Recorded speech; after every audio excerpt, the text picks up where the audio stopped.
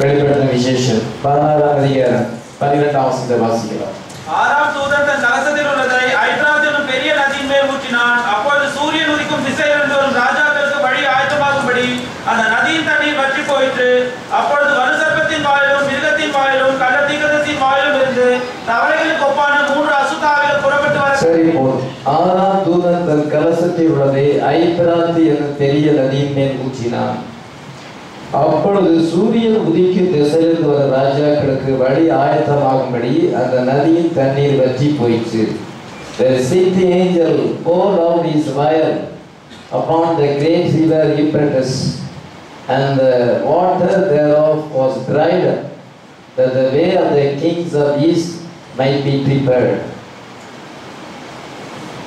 இன்றைக்கு the revelation of 7 vials, part 7. 7 கோப கலசங்களின் வெளிப்பாடு 7வது பாகம். இன்னும் கர்த்தர் சித்தமானால் இன்னும் ஒரு பிரசங்கம் பண்ண விரும்புகிறேன். இன்றைக்கு 6வது கோப கலசத்தை குறித்து பேச விரும்புகிறேன். கர்த்தர் சித்தமானால் அடுத்த வாரத்தில் 7வது கோப கலசத்தை குறித்து பேசி அதோடு முடித்து விடலாம் என்று யோசிக்கிறேன். இந்த பிரசங்கம் ரொம்ப ஸ்டோரி மாதிரி இருக்காது. Prophecy, அநேகது prophecy became history. அது சரித்திரமாகவும் மாறி இருக்கிறது, இனி நடக்க போகிறதாகவும் இருக்குது. கடந்த 6 பிரசங்களை நீங்க கேட்டிருக்கீங்க. இன்னைக்கு 7வது பிரசங்கம். இதுவரைக்கும் 5 கோப கலசங்களை குறித்து பேசியிருக்கிறேன். இன்றைக்கு 6வது கோப கலசம். இந்த தீர்க்க தரிசன வசனங்களை வாசிக்கிறவனும் கேட்கிறவனும் இதில் எழுதியிருக்கிறதை கை கொள்வதும் பாக்கியமாக. இந்த வெளிப்படுத்துகிற விசேஷத்தை தான் முழு பைபிளும் அடங்கியிருக்கு. அது ஒரு போதகராயும் ஒரு விசுவாசியாயும் நல்லா அண்டர்ஸ்டாண்ட் பண்ணிட்டு அவங்க வேதத்தில் தேர்னாங்க. ஆனால் அதை அண்டர்ஸ்டாண்ட் பண்ண முடியலன்னா அவங்க வேதத்தில் தேரலைன்னு அர்த்தம். அதனால எல்லா புக்கை விட ரொம்ப ஹார்டானது, ரொம்ப கடினமானது இந்த வெளிப்படுத்துகிற விசேஷம் தான். அதில் எல்லாமே அடங்கி இருக்குது. பாஸ்ட், பிரசன்ட், ஃபியூச்சர் எல்லாமே அடங்கி இருக்கிறது. It is a complete revelation of Jesus Christ. ஆமென். அது இயேசு கிறிஸ்துவை குறித்த வெளிப்பாடாக இருக்கிறது. தீர்க்கதரிசி எதற்காக அழைக்கப்பட்டார் என்றால் அந்த புத்தகத்துக்கு வியாக்கியானம் கொடுக்க முடியாத அழைக்கப்பட்டார். அது அடையாள சின்னங்களினாலே, பழைய ஏற்பாட்டு அடையாள சின்னங்களினாலே முத்திரிக்கப்பட்டிருக்கிறது. அந்த அடையாளத்துக்கு பின்னாலே என்ன வெளிப்பாடு இருக்கிறது, அதை யார் சொல்லுவாங்க, அது 7ஆம் தூதனுக்கு ஒப்பு கொடுக்கப்பட்டிருக்கிறது. 7ஆம் தூதன் அதை வெளிப்படுத்துவார் என்று மத்திய வெளிப்படுத்தல் 10:6-7 வாசிக்கிற வண்ணமாக நம்ம 7ஆம் தூதனுடைய சத்தத்தின் நாட்களில் ஜீவிப்பதனாலே நமக்கு அது வெளிப்படுத்தப்படும். இதுதான் நமக்கு அருளப்பட்டது. நமக்கு அருளப்பட்ட சுதந்திரம் என்ன, ஆசீர்வாதம் என்ன என்பதை நம்ம நன்றாக அறிந்து கொள்வோம் என்றால் அதனாலே அது உங்களுக்கு விடுதலை தரும், உங்களுக்கு ஆசீர்வாதத்தை கொள்வோம். ஆமென். இந்த புத்தகத்துக்கு நான் நிறைய இம்பார்ட்டன்ட் கொடுக்கிறேன். நீங்களும் அதை இதை கவனிக்க வேண்டும். இது ஒரு வேளை ஸ்டோரி மாதிரி இருக்காம இருக்கலாம். இது ப்ராபசி, தீர்க்கதரிசனம், நம்முடைய வாழ்க்கைக்கு சம்பந்தப்பட்டது. நமக்கு இதை குறித்து தான் சரியான அண்டர்ஸ்டாண்டிங் தேவை. அதனால கவனமாய் கவனிக்கும்படி கேட்டுக்கொள்கிறேன். 6ஆம் தூதன் தன் கலசத்தில் உள்ளதை ஐபிராத் என்ற பெரிய நதியின் மேல் ஊற்றினான். அப்பொழுது சூரியன் உதிக்கும் திசையில் வரும் ராஜாக்களுக்கு வழி ஆயத்தமாகும்படி அந்த நதியின் தண்ணீர் வற்றி போயிற்று. 6வது தூதன் தன்னுடைய கோப கலசத்தை ஊற்றும் பொழுது என்ன நடந்தது? ஐபிராத் என்ற பெரிய நதியின் மேல் ஊற்றும் பொழுது அந்த தண்ணீர் வற்றி போயிற்று. ஐபிராத் நதி இருக்குதா? இப்பொழுதும் அந்த ஐபிராத் நதி இருக்குது. மத்திய ஆசியா நாடுகளிலே, middle Asia, the longest river in southwest Asia, southwest தென்மேற்கு ஆசியாவில் இது மிடில் ஈஸ்ட்ல longest river என்று சொல்லப்படுது. இருக்கிறதுலே மிக நீளமான நதி. இப்பொழுதும் அது பாய்ந்து கொண்டுதான் இருக்கிறது. 2800 கிலோமீட்டர் நீளமாக இருக்கு. மிக பெரிய நதி, நீளமான நதி. அது டர்க்கி துருக்கியிலே அது ஆரம்பித்து சிரியா ஈராக்கிலே அது பாய்கிறது. வெஸ்ட் ஈரானுக்கும் அது சம்பந்தப்பட்டதாக இருக்கிறது. பைபிள்ல 2 நதிகள் சொல்லப்பட்டிருக்கிறது.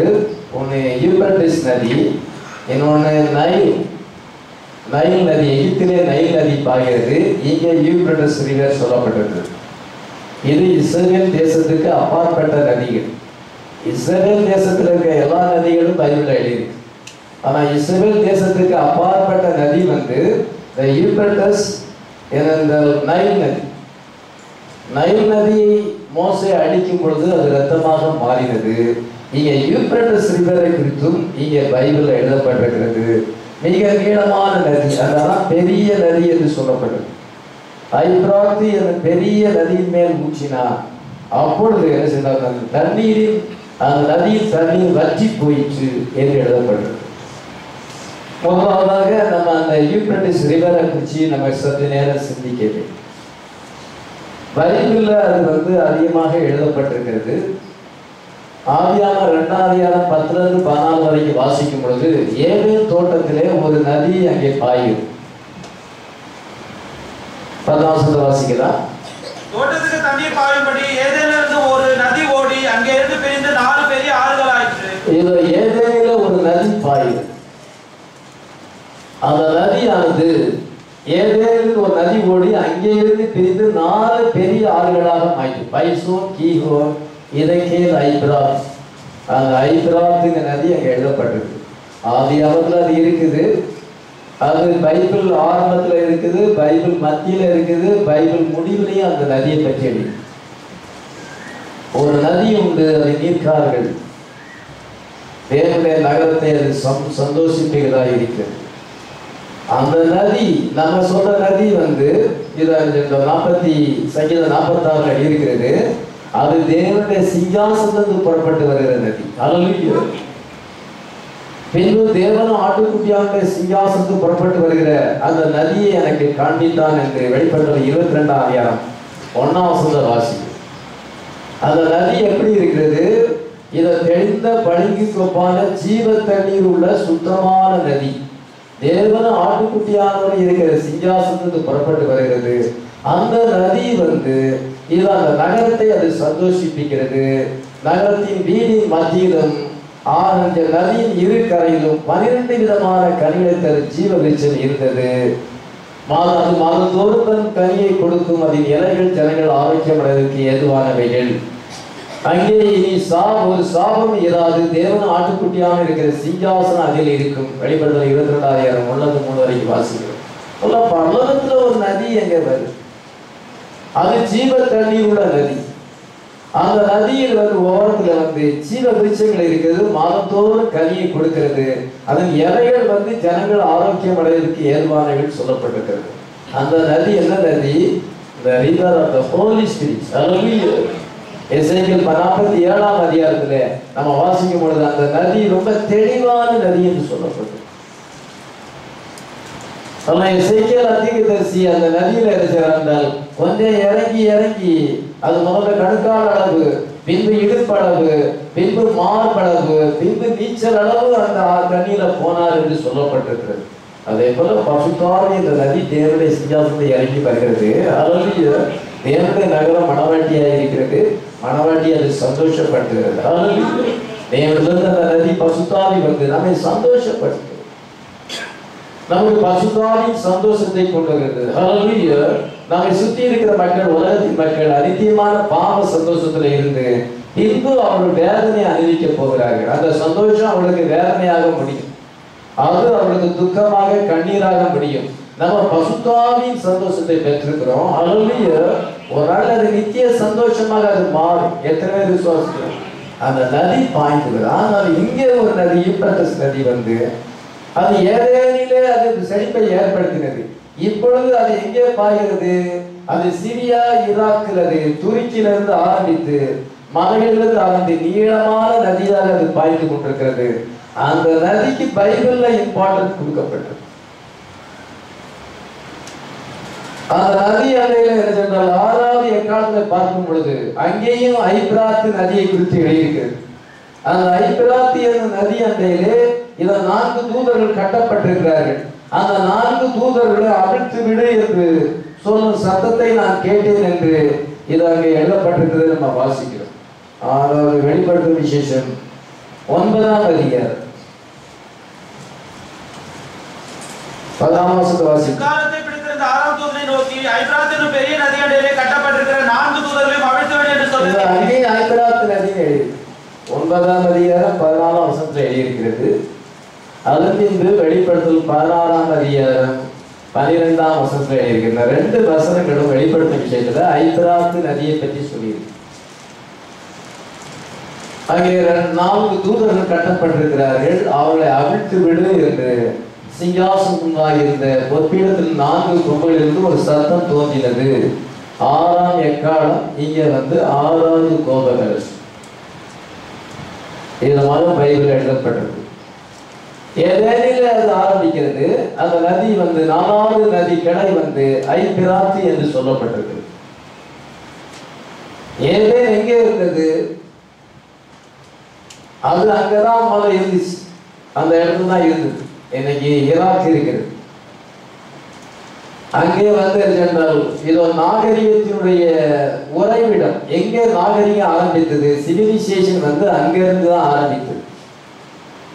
அதுல இருந்து தான் உலகம் முழுசும் ஜனங்கள் பரவி இதோ என்றால் இன்னைக்கு உலக மக்களும் ஜனங்கள் இருக்கிறாங்க. நாகரிகம் அங்கிருந்து சாதித்தது. அங்கேதான் ஏழு இருந்ததாக சொல்லுகிறார். இந்த நதி அங்கதான் பாய்கிறது. ஐபிராத்தி என்ற நதி அங்கே பாய்கிறது. அங்கே பொன் விளைகிறது. விதமாக அங்கே சொன்னாலும் அங்கே விதமாக எழுதப்பட்டிருக்கிறது. அந்த நதி ஏதேனிலே அது பாய்ந்தது. பின்பு என்றால் இது ஆண்டவர் என்ன செஞ்சார் என்றால் காயினை அவன் அப்புறப்படுத்தினார். அவன் மேல மிருகத்தின் முத்திரை போடப்பட்டது. 15 அவன் மேல ஒரு முத்திரை போட்டார் என்று சொல்லப்பட்டிருக்கிறது. 16ஆம் வசனத்துல அவன் தேவ சமூகத்தை விட்டு தேவ சந்நிதியை விட்டு விலகி நோத்தியன்னு தேசத்துக்கு போனான். 16ஆம் வசனத்தை வாசிக்கிறார். அப்படியே காயின் கர்த்தருடைய சந்நிதியை விட்டு புறப்பட்டு ஏதேனுக்கு கிழக்கான நோத்தியன் தேசத்தில் குடியிருந்தான். ஏதேனுக்கு கிழக்கான நோத்தியன்னு தேசத்துல அவன் குடியிருந்தான். அவன் அங்க போய் ஒரு பட்டணத்தை கட்டுகிறான். அங்கே சிவிலைசேஷன் அங்கே ஆரம்பிக்கிறது. நாகரிகமானது ஆரம்பிக்கிறது. இண்டஸ்ட்ரியல் ரெவல்யூஷன் அங்கே ஆரம்பிக்கிறது. விதமாக என்ன சென்றால் அந்த 4ஆம் அதிகாரத்தை நீங்க பின்னாடி வசனத்தை வாசித்திருந்தால் காயின் மூலமாக உலகத்திலே சிவிலைசேஷன் வந்தது, நாகரிகம் வந்தது. நம்ம நாட்டில் சிந்து சமவெளி நாகரிகம்னு படிப்பீங்க. சுமேரியர் நாகரிகம்னு நீங்க சரித்திரத்தில் படிச்சிருப்பீங்க. இப்பொழுது இந்த காயின் மூலமாக நாகரிகம் வந்தது. பின்பு என்ன சென்றால் ஆதியாகமம் 6ஆம் அதிகாரத்திலே அந்த நாகரிகம் அழிஞ்சு போனது. நோவா காலம் வரும் பொழுது கர்த்தர் ஜலப்பழத்தினாலே அவன் கட்டின பட்டணத்தை வாஷ் அவுட் பண்ணார். இதை தண்ணீரானது அழிச்சு போட்டது. அதன் பின்பு என்ன செய்கிறான் என்றால் அங்கே நிம்ரோத் என்கிறவன் ஏற்படுகிறான். அந்த நிம்ரோத் என்ன செய்கிறான் என்றால் அங்கே மறுபடியுமாக அந்த நதி பக்கத்துல தான் அங்கே பாபேல் கோபுரத்தை கட்டுகிறான். காயின் அந்த பக்கத்துல பட்டணத்தை கட்டினா அது தண்ணீர் அழிச்சு போட்டது. நோவா காலத்துல ஜலப்பழம். அதே இடத்துல மறுபடியும் ஜனங்கள் இதோ என்ன செய்தால் அந்த நிம்ரோத் அங்கே ஒரு பெரிய பட்டணத்தை கட்டி நமக்கு பேர் உண்டாக்கும் என்று சொல்கிறார். 16ஆம் அதிகாரம் 12 வாசிக்கலாம். இன்னும் அவர்கள் நாம் பூமி மீது எங்கும் சிதறி போகாதபடிக்கு நமக்கு ஒரு நகரத்தையும் வானத்தை அளவும் சிகரமும் ஒரு கோபுரத்தையும் கட்டி நமக்கு பேர் உண்டாக பண்ணுவோம். வானத்தை அளவும் ஒரு கோபுரத்தை கட்ட வேண்டும். நம்ம ஒரு நகரத்தை கட்ட வேண்டும், ஒரு கோபுரத்தை கட்ட வேண்டும். நமக்கு பூமி எங்கு நம்ம சிதறி போக கூடாது. நாம சொன்னால் ஒன்றால் கவர்மெண்ட் கொண்டு வரலாம். எல்லா உலக மக்களை எல்லாம் தன்னுடைய ஆதிக்கத்திலே கொண்டு ஒரு பட்டணத்தை கட்டினான். அந்த பட்டணத்துக்கு தான் பாபேல் என்று பேர். பாபிலோன். யூப்ரட்டிஸ் நதி கரையில தான் பாபிலோன் கட்டப்பட்டது. இவன் நிம்ரோத் அமிதமாய் கொண்டு ஜலக்கடத்துக்கு பின்னாலே அவன் தன்னுடைய ஆதிக்கத்தின் கீழ் எல்லா பட்டணங்களையும் கொண்டு அவன் பாபேல் கோபுரத்தை கட்டுப்பொழுது கர்த்தர் இறங்கி பாசையை தாருமாக்கிறார். உலகமையில் அவன் சிதறி போனார். அதனால எல்லாருமே அந்த பாபிலோன்ல இருந்து தான் உலகமைக்கு வந்திருக்கிறாங்க. நம்ம நாட்டுக்கும் அப்படிதான் வந்திருக்கிறாங்க. அவன் ஒரு ரிலிஜன் ஏற்படுத்தினான். அவன் ஒரு பட்டணத்தை ஏற்படுத்தினான். அவன் ஒரு அரசாங்கத்தை கொண்டு வந்தான். இஸ்ரேல் வித்து சர்வதி தலை நசுக்கும் என்று ஆதியாகமம் 3:15 நம்ம வாசிக்கிறோம். அதனால அவன் நிம்ரோத் என்ன செய்தான் என்றால், நான் தான் அந்த இஸ்ரீ வித்து என்று சொன்னான். அவனுடைய மனைவி செமிராமிஸ் வந்து அவள் தான் அந்த இஸ்ரீ என்று இதன் ஜனங்களுக்கு அவிதமாய் போதித்து, அந்த நிம்ரோத் செமிராமிஸ் வந்து அந்த உமன் சீடாக சித்தரித்து காண்பித்து பாபிலோனிய மார்க்கத்தை, 3 கடவுளை வணங்குகிற மார்க்கத்தை அங்கிருந்து கொண்டான். அதிலிருந்து செதறி போனதான் உலகத்துல இருக்க இன்னைக்கு எல்லா மார்க்கங்களும் அங்கிருந்து வந்ததுதான். அதான் இந்துஸ் வந்து முக்கடவுளை கும்பிடுறாங்க, பிரம்மா விஷ்ணு சிவன், படைத்தல் காத்தல் அழித்தல். அதே மாதிரிதான் கிறிஸ்தவங்க வந்து பிதா குமாரன் பசுத்தாவி அப்படி என்று 3 கடவுளை கும்பிடுறது. எல்லா இடத்துலையும் 3 கடவுள் ஆராதனை வந்து அந்த பாபிலோனிய மார்க்கம் நிம்ரோத் மூலமாக வந்தது. நிம்ரோத் காயின் சந்ததியை சேர்ந்தவன். எல்லாமே அந்த யூப்ரட்டிஸ் நதியில தான் எல்லாம் ஆரம்பிக்கும். அந்த நதியின் பக்கம் தான் பாபிலோன் வந்து பட்டணமானது கட்டப்பட்டது. அந்த பாபிலோனுடைய ரிலிஜன் வந்து அது எல்லா இடமும் பரவ ஆரம்பித்தது. கடைசியாக நேபுகாத் நேச்சர் வந்து அந்த யூப்ரட்டிஸ் நதியின் பக்கத்துல தான் அந்த பாபிலோன் மகாநகரத்தை அங்க ஸ்தாபிக்கிறார். தானியேல் அப்பொழுது தீர்க்கதரிசியாக இருக்கிறார். அங்க அரசாங்கத்திலே பெரிய பதவியில இருக்கிறார். இப்போ மனுஷங்க கையில தான் உலகம் ஒப்பு கொடுக்கப்பட்டிருக்கிறது. அரசாங்கத்துல வந்து ஒரு பேங்க்ல ஆனாலும் சரிதான், ஒரு அரசாங்க ஆபீஸ்லயும் எந்த ரிலிஜனையும் கொண்டு வரக்கூடாது. அதுதான் நியாயப்படி கரெக்ட். எந்த ஒரு ஆபீஸ்லையும் பேங்க்லையும் அதெல்லாம் கவர்மெண்டுடைய பேங்க், நேஷனலைஸ் பேங்க், பிரைவேட் பேங்க்ல கொண்டு வரலாம். ஆனால் கவர்மெண்ட் நேஷனலைஸ் பேங்க், கவர்மெண்ட் ஆபீஸ்ல எந்த ஒரு வழிபாடு, கிறிஸ்தவ முஸ்லீம் இந்து வழிபாடுலாம் இருக்கக்கூடாது. அது கவர்மெண்ட் வந்து எந்த ரிலிஜனையும் சார்ந்து இருக்கக்கூடாது. ஆனால் பொதுவாக விக்கிரகாரணைக்காரர்கள் ஆபீஸ்ல இருப்பதனால, பேங்க்லையும் அவர்கள் ஜாஸ்தியா இருப்பதனால, எங்க போனாலும் அவங்க அங்கே ஒரு சின்ன கோயிலை கட்டிக்கிட்டு அங்கே கொஞ்சம் படத்தை வச்சுக்கிட்டு வாங்க ஆரம்பிச்சுட்டாங்க. நீங்க ஈபி போய் பாருங்க, வசவாக ஈபி அங்கே ஒரு கோயில் இருக்கு. அது கட்டதுக்கு அசிபாரம் போட சொல்லி நான் பார்த்தேன். ஏன்னா அந்த ஐடல் வர்ஷிப் பீப்புள் என்ன செய்யறாங்க, ரொம்ப ஐடல் வர்ஷிப் செய்யறதுங்க தான் பெரிய ஆபீஸ்ல பெரிய பெரிய வேலையில இருக்கிறாங்க. அவங்க கவர்மெண்ட் ஆபீஸ்ல எல்லாம் ஐடல் வர்ஷிப்பை கொண்டுறாங்க. அதனால சில கிறிஸ்தவங்க அங்கே இருந்தா அவங்களும் கொஞ்சம் ஏதாவது கொஞ்சம் மாதிரி ஏதாவது ஒரு வசனத்தை எழுதி அவங்க போட்டோம், அவங்க ஆபீஸ்ல போட்டுப்பாங்க. இப்படியா பார்க்கும் பொழுது கவர்மெண்ட் ஆபீஸ்ல ரிலிஜன் வரக்கூடாது, கவர்மெண்டே ரிலிஜனை சேர்ந்து இருக்க கூடாது. அதுதான் ஜனநாயகம் என்பது. டெமோக்ரஸினா அதுதான். ஆனா அந்த டெமோக்ரஸி எல்லாமே அது வந்து ரிலிஜனா மாறிச்சு. அன்னைக்கு நேபுகாத் நேச்சார் வந்து டெமோக்ராட்டிக்கல் கவர்மெண்ட் கிடையாது. அவன் ஒரு ராஜா, அவன் ஒரு மார்க்கத்தை கொண்டு வர அவனால முடியும். அவன் வந்து அந்த ராஜ்யத்துக்கு பின்னாலே ஒரு மதம் இருக்கிறது. அந்த பாபிலோனிய மார்க்கம் வந்து நிம்ரோத்தின் மார்க்கம், அது காயின் மார்க்கம். அந்த மார்க்கம் அழியவே இல்லை. அதனால யூப்ரட்டிஸ் நதியிலே தான் அது இருக்கிறது. நேபுகாத் நேச்சார் பொன்னான தலை என்று தானியேல் 2:38 வாசிக்கிறோம். அதனால இந்த பாபிலோனிய மார்க்கம் வந்து அழிஞ்சிச்சா? அழியவே இல்லை. அந்த மார்க்கம் தான் அந்த யூப்ரட்டிஸ் நதியாக இருக்கு. நம்முடைய பிரமாணங்கள், நம்முடைய கோட்பாடுகள், அதுதான் அந்த நதிக்கு அடையாளமாக இருக்கு. அது வந்து நேச்சுரல் ரிவர் அல்ல. இதை ஆவிக்கிற பிரமாணம் பார்த்தா ஸ்தாபன கோட்பாடுகள், பாபிலோனிய உபதேசங்கள். அந்த பாபிலோனிய மார்க்கம் பாபேல்ல இருந்து அது உலகமெங்கிலும் அது செதறி இருக்கிறது. எல்லா ரிலிஜனும் 3 கடவுளை ஆராதிப்பது எல்லாமே பாபிலோனிய மார்க்கத்தோடு சம்பந்தப்பட்டதாக இருக்கு. பின்பு அந்த பொன்னான தலையானது வெட்டப்பட்டது. ஆனாலும் அந்த மார்க்கம் ஒழியவில்லை. தீர்க்கதரிசி என்ன சொல்லுகிற, இத பாபிலோனிய மன்னன் வந்து என்ன செய்தான் என்றால் அட்டானசங்க வருகிறார். அதற்கு பின்பு அந்த அட்டானசங்கரம் வரும் பொழுது அவன் வந்து பாபிலோனிய மார்க்கத்தினுடைய எல்லா விதமான ரகசியங்களை உடையவனாக இருக்கிறார். ராஜாதான் பூசாரியாகவும் இருக்க வேண்டும், ராஜாவையும் வணங்க வேண்டும். இவ்விதமான பாபிலோனிய மார்க்கம் இருந்தது. இந்த அட்டானஸ் என்ன செய்தான் என்றால், மேதிய பெர்சிய ராஜ்யம் வந்தனாலே அவன் பயந்து ஓடி போய் என்ன செய்தான் என்றால் பெர்கமு என்ற இடத்துக்கு வருகிறார். மிஸ்ரியா போட்டீங்கன்னா 2வது பாகத்துல இதெல்லாம் நான் சொல்லியிருக்கேன். அவன் பெர்கமு என்ற இடத்துல வந்து பாபிலோனிய ராஜ்யத்துக்கு அப்பால் இதை வந்து தன்னுடைய ராஜ்யத்தை பெர்கமு என்ற இடத்துல ஸ்தாபிக்கிறான். அதனால்தான் பைபிள்ல என்ன வாசிக்கிறோம் என்றால் பெர்கமு வந்து பிசாசுடைய சிங்காசனம் அங்கே இருக்கு. வெளிப்படுத்தல் 2:13 வாசிக்கலாம். கிரியைகளையும் சாத்தானுடைய சிங்காசனம் இடத்திலே நீ குடியிருக்கிறதையும் நீ நாமத்தை பற்றிக் கொண்டிருக்கிறதையும் சாத்தான் குடிக்கொண்ட இடத்திலே உங்களுக்குள்ளே உண்மையில சாட்சியான அந்திப்பாயிரம் கொல்லப்பட்ட நாட்களிலும் என்னை பற்றும் விசுவாசத்தை நீ மறுதலியாமல் இருந்ததையும் அறிந்திருக்கிறேன். உன் கிரியைகளையும் சாத்தான் சிங்காசனம் இருக்கிற இடத்தில் நீ குடியிருக்கிறதையும் என் நாமத்தை பற்றி கொண்டிருக்கிறதையும் சாத்தான் குடியிருக்கிற இடத்திலே எனக்கு உண்மையுள்ள சாட்சியாகிய அந்திப்பா என்பவன் கொல்லப்பட்ட நாட்களில் என்னை பற்றி விசுவாசத்தை மறுதலியாமல் இருக்கிறது நான் அறிந்திருக்கிறேன் என்று இயேசு கிறிஸ்து நேரடியாக சொல்றார். இதெல்லாம் இயேசு கிறிஸ்துடைய நேரடியான வார்த்தை. அந்த பெர்கமு சபையில வந்து சாத்தான் சிங்காசனம் இருக்கு. அந்த பெர்கமு என்ற பட்டணத்திலே சாத்தானுடைய சிங்காசனம் இருக்கிறது. சாத்தான் அங்கே குடியிருக்கிறார். அதன் மத்தியிலே சில உண்மையான விசுவாசிகள் இருக்கிறார். எப்படி அது பெர்கமுக்கு வந்தது? அட்டாலஸ் அங்கே கொண்டான். அட்டாலஸ் தேர்ட் வந்து என்ன செஞ்சான் என்றால் அவனுக்கு குழந்தை இல்லாதனால இந்த ராஜ்யத்தை வந்து அந்த வந்து அவன் வந்து பாபிலோனுக்கு உயிர் எழுதிவிட்டான். Attalus third will the thing over to Caesar. எங்க இருக்கிறது?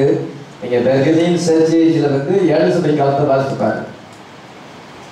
The mysteries of Babylon were in Rome.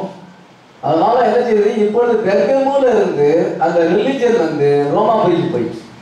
அப்பொழுது இந்த பாபிலோனிய மார்க்கம், இந்த மார்க்கமும் அங்க இருந்து ரோமாபுரிக்கு வந்த பொழுது கான்ஸ்டான்டைன் என்ன செய்தான் என்றால் அவன் அந்த அரசாங்கத்தையும் மதத்தையும் ஒன்றாக இணைத்தான். He joined the church and state together because Rome was falling as a political empire. அந்த ரோமாபுரி அந்த வீழ்ச்சி அடைய ஆரம்பித்தது. கான்ஸ்டான்டைன் வந்து மதத்தையும் அரசாங்கத்தையும் இணைத்தான். மதமும் அரசாங்கமும் சேர்ந்திருக்க கூடாது. மதத்தை மத தலைவர்கள் பார்க்க வேண்டும். அரசாங்கத்தை வந்து ஒரு பொதுவான மனுஷன் நடத்த வேண்டும். அதுதான் சரியான முறை. ஆனா எப்பொழுதெல்லாம் ரிலிஜன் வந்து அரசாங்கத்துல சேருமோ அப்பொழுது ப்ராப்ளம் ஏற்படும். அதனால ரோமன் கவர்மெண்ட் வந்து என்ன சென்றால் பாபிலோனிய மார்க்கத்தை ஏற்றுக்கொண்டது. பின்பு என்ன செய்தால் அது வந்து ரோமா அரசாங்கம் வீழும். அந்த ஆட்சியானது வீழும் பொழுது போப் அங்கே வந்தார். பீஸ் வித் டெட்லி உண்டு. வெளிப்படுத்தல் 14 அந்த மிருகத்தின் தலையில் ஒன்று சாவுக்கு ஏதுவாக காயப்பட்டது. ஆனாலும் அந்த காயம் ஆற சொசமாக்கப்பட்டது. அந்த Rome imperial Rome, pagan Rome, அஞ்ஞான ரோமாபுரி, அந்த சீசர்கள் ஆண்ட ரோமாபுரி கொடூரமான ஆட்சி, கிறிஸ்துவை கொன்றார்கள். இன்று அது என்ன ஆயிட்டிருந்தால் அது பேத்தல் ரோமாக மாறிவிட்டது. போப்புவின் ரோமாபுரியாக மாற்றிவிட்டது. அது அந்த மதம் வந்து மேற்கொண்டு விட்டது. அதனால மத சம்பந்தமான ஆட்சி அங்கே ஏற்பட்டு விட்டது. இதை போப்பின் ரோமாபுரி ஏற்பட்டு அந்த போப்பின் மார்க்கம் உலக நெங்கிலும் அது பரவிவிட்டது. அதுதான் ரோமன் கத்தோலிக் மக்கள். 124 கோடி மக்கள் இருக்கிறார். உலகத்திலேயே மொத்த ஜனத்தொகை வந்து 700 கோடி. அதுல 124 கோடி ரோமன் கத்தோலிக் இருக்காங்கன்னா 7ல் 1க்கு அதிகமாகவே அங்கே இருக்கிறாங்க. உலகத்துல 7 பேர்ல ஒருத்தர் ரோமன் கத்தோலிக். அப்போ ரோமன் கத்தோலிக்க மார்க்கம் தான் உலகத்துல பெரிய மார்க்கம். இந்து மார்க்கம் வந்து ரொம்ப சின்ன மார்க்கம். இந்தியாவில் மெஜாரிட்டி, உலகத்துல இருந்து அது ரொம்ப சின்ன மார்க்கம். உலகத்துல வந்து ரோமன் கத்தோலிக்க மார்க்கம் கிறிஸ்டியானிட்டியா இருக்கு. ரோமன் கத்தோலிக்கு, புரோட்டஸ்டன்ட், பெந்தகோஸ்ட் இன்னும் எல்லா டினாமினேஷன் சேர்த்தா உலகத்துல மெஜாரிட்டி கிறிஸ்டியன்ஸ் தான். மற்ற மார்க்கங்கள்லாம் கம்மி. இந்தியாவில் தான் இந்துஸ் அதிகம். உலகத்துல பாத்தீங்கன்னா இதை ரோமன் கத்தோலிக் மார்க்கம் 7ல் 1 பாகத்துக்கு மேலே இருக்கிறது. மற்ற கிறிஸ்டியானிட்டி சேர்த்தா எப்படி ஆயிடும்? கிறிஸ்டியானிட்டி வந்து இயேசு கிறிஸ்து பிறந்து மறைத்த பின்பு அது பெரிய ஆழமரமாக அது பெருசா வளர்ந்து விட்டது. கத்தோலிக்க மார்க்கம் அங்க வளர்ந்து விட்டது. ஆனா அது எப்படி இருக்கிறது? சாத்தான் அதுக்குள்ள மறைந்திருக்கிறார். அந்த கிளர்ச்சி ட்ரெஸ்ஸுக்குள்ள அவங்க போடுற அங்கிக்குள்ள சாத்தான் மறைந்திருக்கிறார். பெரிய அங்கியை போட்டு, பெரிய சிலுவையை போட்டு, செங்கோலை பிடிச்சு கொண்டு, பெரிய கிரீடம் வச்சுட்டு வரும் பொழுது என்ன சாத்தான் அதுக்குள்ள மறைஞ்சிருக்கான்னு நமக்கு தெரியும். சிஎஸ்ஆர் அங்கியை போட்டு கயிறை கட்டிட்டு வரும் பொழுது ஆட்டுத்தோலை போட்ட ஓநாய்கள் நம்ம நினைக்கும். இயேசு கிறிஸ்து அவங்களை பார்த்து சொல்றாரு, ஆட்டுக்கோல் போயிடும். அவங்க ரெவரண்ட் ஐயா ஐயாம்பாங்க.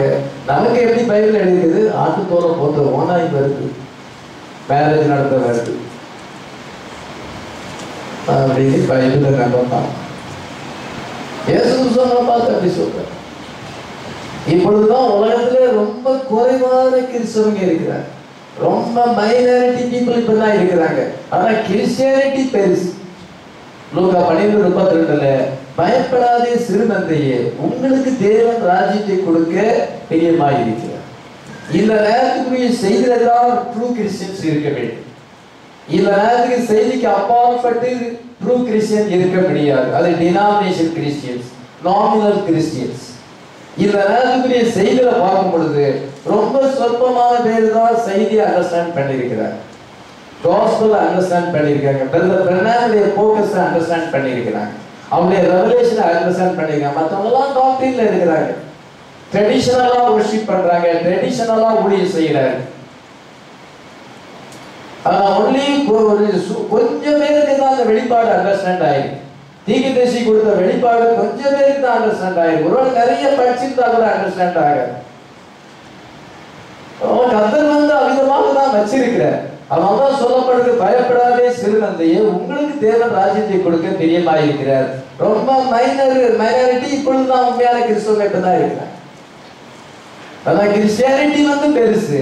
ஆனா ரியல் கிறிஸ்டியன் இந்த நேரத்துடைய செய்தியில இருக்கணும், அதுலேயும் கொஞ்சம் பேர் தான் இருக்கிறார். எங்களுக்கு தான் ரேப்சர் ஆண்டவர் வாக்குத்தத்தம் பண்ணியிருக்கிறார்.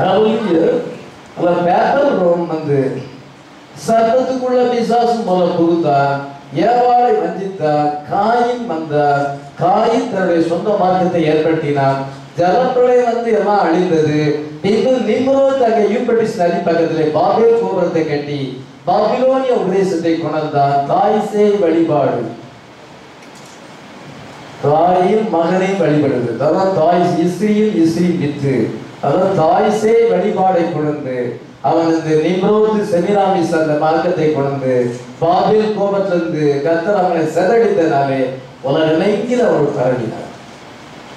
பாபிலோனிய மார்க்கம் டைபர் கணவாய் மூலமாக அது இந்தியாவுக்குள்ள டைபர் வந்து இந்தியாவுக்குள்ள வந்து அந்த பாபிலோனிய மார்க்கம் டெம்பிள் கட்டுவது, இதை எப்படி சவுப்பு கோடு போடுறது, அவங்க வந்து அந்த ரத்தத்துக்கு அடையாளமாக இதை பூசணிக்காய் தடியங்காயை உடைக்கிறது, அதில் கொஞ்சம் குங்குமம் போடுறது, இதெல்லாமே அஞ்ஞான மார்க்கம், டூப்ளிகேட் மார்க்கம், பாபிலோனிய மார்க்கம் உலகெங்கில் பரவி போயிடுச்சு.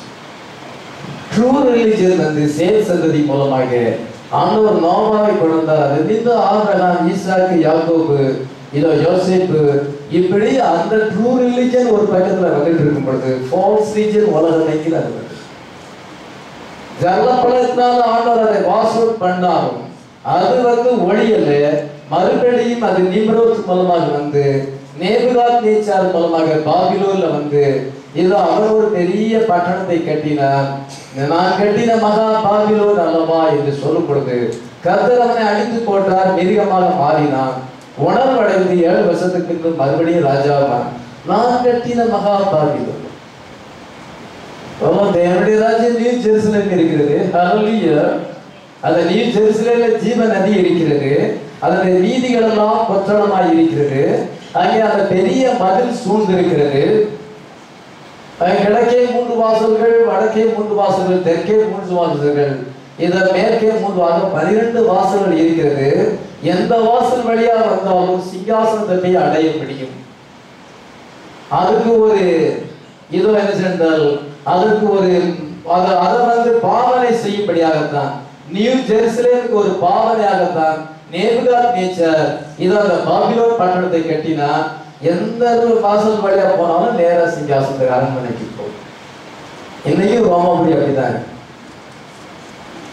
ஆல்வேஸ் லெட் டு ரோம் அப்படின்னு சொல்லப்படும்.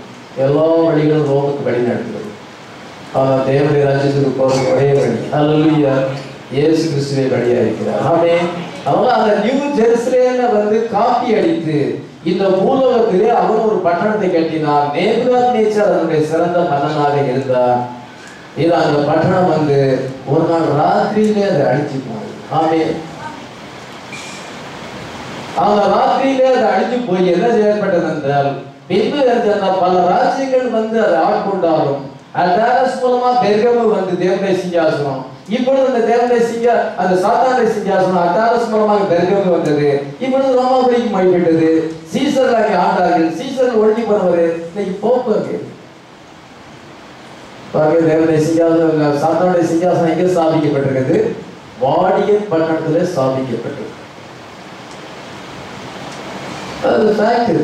அந்த மார்க்கம் உலகமே பரவி இருக்கு. எங்க பார்த்தாலும் கத்தோலிக்க. சென்னையில எவ்வளவு காலேஜ் இருக்குன்னு பாருங்க, எவ்வளவு ஹாஸ்பிட்டல், எவ்வளவு காலேஜ், எவ்வளவு ஸ்கூல் இருக்குன்னு பாருங்க. கவர்மெண்ட் அங்கீகாரம் பெற்றதும் இருக்கிறது. அவங்களா ஸ்தாபிச்சு இங்கிலீஷ் மீடியம் ஸ்கூல் நிறைய உலகத்துடைய ப்ராப்பர்ட்டி எல்லாமே அவங்க கையில். பைபிள் வசனம் நிறைவேறிக்கிறது. நம்முடைய கண் முன்னால it is the same old back and spirit inside of there. அந்த சீசனுக்குள்ள அதே ஸ்பிரிட் தான் இன்னைக்கு அந்த சாமியாருக்குள்ள அந்த போப்புக்குள்ள எல்லாம் இருக்கு. நீங்க தாமஸ் மவுண்ட் போனீங்கன்னா அங்கே ஒரு தாமஸ் ஹாஸ்பிட்டல் இருக்குது. அந்த ஹாஸ்பிட்டல்ல ஒரு லேடி இருப்பாங்க. அந்த லேடி எல்லாத்தையும் வாட்ச் பண்ணிட்டு இருப்பாங்க. அங்கே போது இந்த போதும் பிளாக் பண்ணுவாங்க, ஜோம் பண்ண விட மாட்டாங்க. அதே போல ஒரு இங்கிலீஷ் மீடியம் ஸ்கூல் பெரிய ஸ்கூல் ஆரம்பிச்சா அதில் ஒரு லேடி இருப்பாங்க. அந்த லேடி கையில் தான் பிரின்சிபல் எல்லாரும் கீழே இருக்கணும். அந்த லேடி அப்படியே இருப்பாங்க. அது ஒரு என்னன்னா அதை பாதுகாக்கிற ஒரு ஸ்பிரிட். ஒரு ஹாஸ்பிட்டல் ஏற்படுத்தி அந்த ஹாஸ்பிட்டலில் ஒரு ஸ்பிரிட் பாதுகாக்கும். ஒரு ஸ்கூல் ஏற்படுத்தி, ஒரு காலேஜ் ஏற்படுத்தி, எல்லாம் ஒரு ஸ்பிரிட்டாக இருக்கு. அது அவங்களுடைய ஆதிக்கத்திற்கு இருக்கு. அந்த ரோமன்கள் வந்து அவங்க மிலிட்ரி ரொம்ப நல்லா வச்சிருந்தாங்க. கிரேக்கருடைய மிலிட்ரியை காட்டிலும் ரோமன்ஸுடைய மிலிட்ரி, சீசருடைய மிலிட்ரி ரொம்ப பலமா இருந்தது. எல்லாம் கரெக்டா ஆர்டர் போட்டா கரெக்டா நடக்கும். யாருமே ரோம போர்ச்சுகல் வந்து விதியை மீற மாட்டாங்க. அவங்க மாதிரி நல்லா ஆர்கனைஸ் பண்ணது வந்து அந்த ரோமன் மிலிட்ரி. அதே மாதிரிதான் ரோமன் கத்தோலிக்க மார்க்கம் நல்லா ஆர்கனைஸ் பண்ணியிருக்கு. அவருடைய கணக்கு வழக்குகள், அதனுடைய ப்ராப்பர்ட்டி, இதோ என்ன சொன்னால் யாருமே அந்த அளவுக்கு யாரும் மெயின்டைன் பண்ண முடியாது. உலகத்துல யாரும் எந்த அளவுக்கு மெயின்டைன் பண்ண முடியாது. எல்லாம் கரெக்டா அவங்க மெயின்டைன் பண்ணிட்டு வர. இப்ப இங்க போயினா மாதா ஆஸ்பத்திரி, ஒன்று பெரிய ஆஸ்பத்திரி, இப்ப பெரிய கட்டியிருக்கிறாங்க. அங்க அதையும் அங்க மெயின்டைன்ஸ் பண்றது ரொம்ப கரெக்டா இருக்கும்.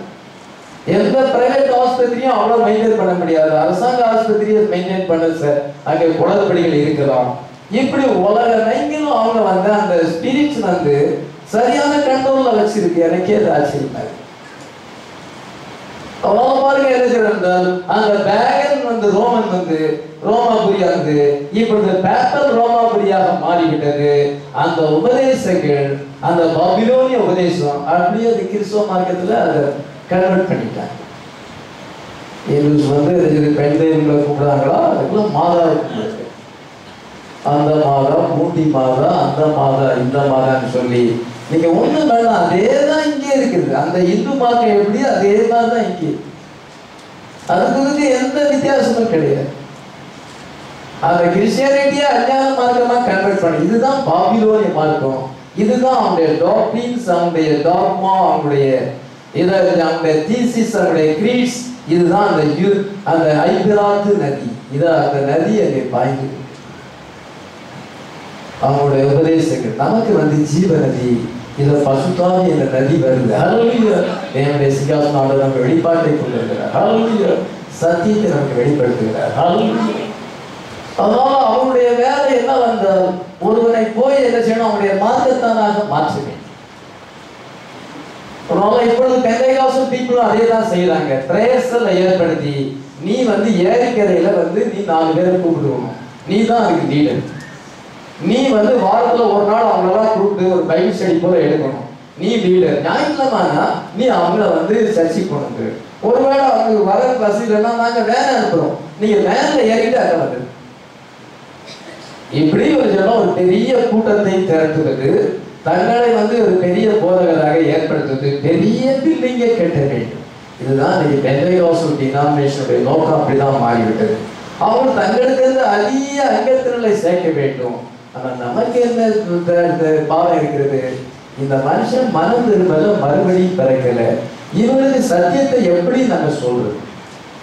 இவங்களை எப்படி புரிய வைப்பது? இது நமக்கு பாவம். அல்லேலூயா. அந்த ஆத்துமா மீட்கப்படணும்னு நம்ம நினைக்கிறோம். ஆள் சேர்க்கிறதா நினைக்க கூடாது. அவங்க ஆள் சேர்க்கிறாங்க. வெளிப்படுத்தல் 7ஆம் அதிகாரத்தை நம்ம வாசிக்கும் பொழுது அந்த தேசி அந்த ஹேர்லட் என்ன செய்கிறார் என்றால் நடுராத்திரியிலே பதுங்கி இருக்கிறார். அங்கே ஒருவன் போகிறான், ஒரு பேதையான ஒரு வாலிபன் போகிறான். அவன் கூட போய் பேசுகிறார். என்னுடைய மெத்தையெல்லாம் நான் நல்லா அலங்கரித்து வைத்திருக்கிறேன், ஏதோ எல்லா விதமான அங்கே வாசனை திறமைகளால் அலங்கரித்து வைத்திருக்கிறேன். புருஷன் வந்து பணப்பையை கொண்டு போனார், வீட்டுக்கு வர்றதுக்கு அது நாள் ஆகும். அதனால புருஷன் இல்லை, நீ வா என்று அவனை வந்து வருந்தி அழைத்து கொண்டு போய் நம்ம என்றால் உல்லாசமாக இருக்கலாம், சந்தோஷமாக இருக்கலாம் என்று அவன் ஒரு அழிக்கப்படும் ஒரு மாட்டை போல் அவன் கொண்டு போகிறான். குருவி கண்ணீரை விழாததை அது அறியாதபடி கண்ணீரை விழுந்தது போய் விழுகிறான். இது அவள் அநேகரை அவள் காயப்படுத்தி இதோ பலவான்களை எல்லாம் கொலை செய்தார். அவளுடைய விருந்தாளிகள் வந்து இதோ பாதாளத்திலே கிடக்கிறார்கள். அவளுடைய வீடு பாதாளத்துக்கு போகும் வழி என்பதை அவன் அறியாமல் இருக்கிறார். நீதிமொழிகள் 7ஆம் அதிகாரத்தில் வாசிக்கிறோம். அதே போல இந்த டினாமினேஷனுடைய ஸ்பிரிட், ஆர்கனைசேஷன் இஸ் ஸ்பிரிட்.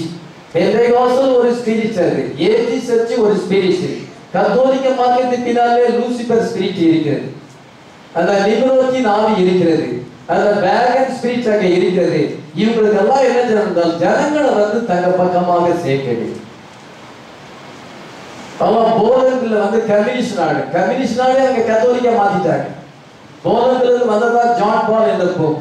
இவ்விதமாக என்ன செய்யறது என்றால் ஜனங்கள் உலகத்தையே நம்ம வந்து கத்தோலிக்கா மாற்றணும், இவங்க உலகத்தையே பெந்தேகோஸ்தா மாற்றணும். இப்படி இருந்து என்ன செய்யறால் ஜனங்களை சேர்ப்பது. அந்த ஹேர்லாட் என்ன செய்யறால் ஒன்று வஞ்சித்து அது பாதாளத்துக்கு போகும் வழின்னு அவனுக்கு தெரியும். அதே சமயத்தில் நீங்க வாசிக்கும் பொழுது நீதிமொழிகள் 9ஆம் அதிகாரத்தை வாசிக்கும் பொழுது 9ஆம் அதிகாரம் 1ஆம் வசனத்தை வாசிக்கலாம். ஞானம் தன்னுடைய வீட்டை கட்டி தன்னுடைய 7 தூண்களை சித்தரித்து வைத்து தன்னுடைய போஜன பந்தியை ஆயத்தப்படுத்தி திராட்சரசத்தை வாசி வைத்து தன்னுடைய பணிவேலைக்காக அனுப்பி நீங்கள் பட்டணத்தின் உயர்ந்த மேடல் இருந்து எவன் பேதைகளும் இங்கே வர கடவுள் நான் என்னுடைய போஜனத்தை நீங்கள் புசித்து நான் பார்த்த திராட்சரசத்தை நீங்கள் பானம் பண்ணுங்கள், நீங்கள் அந்த புத்தியின் வழிக்கு திரும்புங்கள், பேதனை விட்டு விலகுங்கள். இதை நம்ம செய்ய முடியும். அல்லேலூயா. 7 தூண்களை சித்தரிக்கிறோம். அல்லேலூயா. இது 7 churches, 7 seals, 7 thunders, 7 revelation. எந்த என்றால் இந்த தூண்களை சித்தரித்து வைத்து இதுதான் உபதேசம். நீங்க திராட்சரசத்தை பானம் பண்ணுங்க. அல்லேலூயா. நீங்க ஆயத்தம் பண்ணிருக்க பந்தியை நீங்க பங்கு பெறுங்க. அல்லேலூயா. பேதனையை விட்டு ராங் டாக்டரினை விட்டு வெளியே பாருங்க. இத பாபிலோனிய உபதேசத்தை விட்டு வெளியே பாருங்க. இத நீங்க வந்து புத்தியின் வழியிலே நடங்க, சத்தியத்தின் வழியிலே நடங்கன்னு நம்ம சொல்றோம். அல்லேலூயா. ஆனா தேசி என்ன செய்யறார்? ஜனங்களை வந்து நாங்க மெம்பர்ஷிப் சேரும், நீங்க ஒரு 10 பேர் கொண்டாங்க, நீங்க ஒரு 10 பேர் கொண்டாங்க. அப்படிதான் நீங்க ஏஜி சர்ச்சு சின்ன மலையில உருவாகி, அதுதான் சார்லஸ் ஆர்வன் வந்து கோடம்பாக்கத்துல ஃபாலோ பண்றாங்க.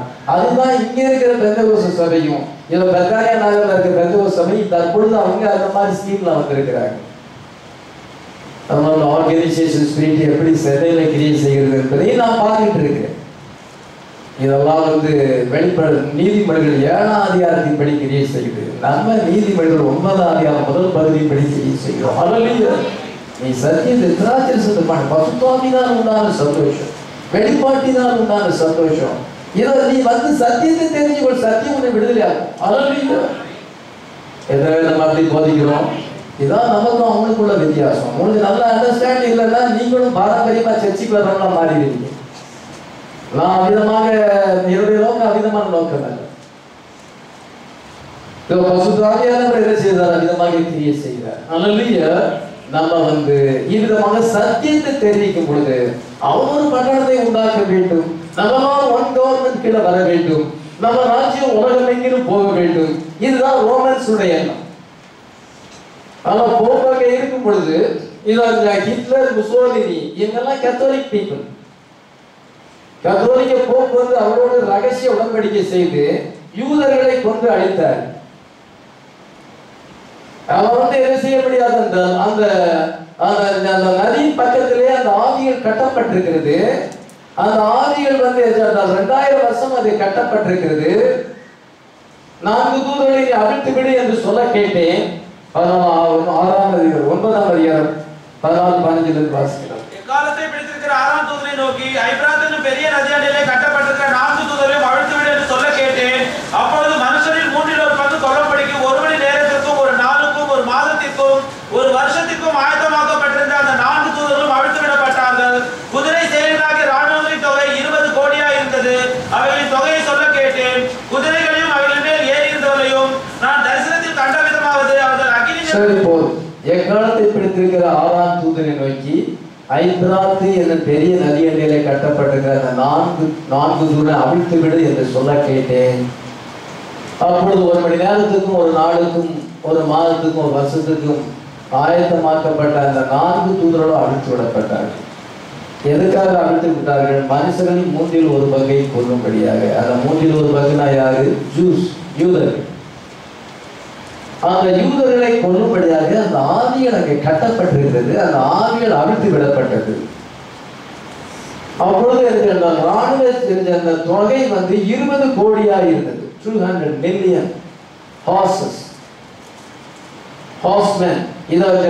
ராணுவங்களின் தொகை 200 கோடி 20 கோடியாக இருந்தது. 200 மில்லியன் அங்கே இருந்தது. இன்னைக்கு உலகத்தில் அவ்வளவு குதிரை இருக்குதா? 20 கோடி குதிரை இருக்குதா?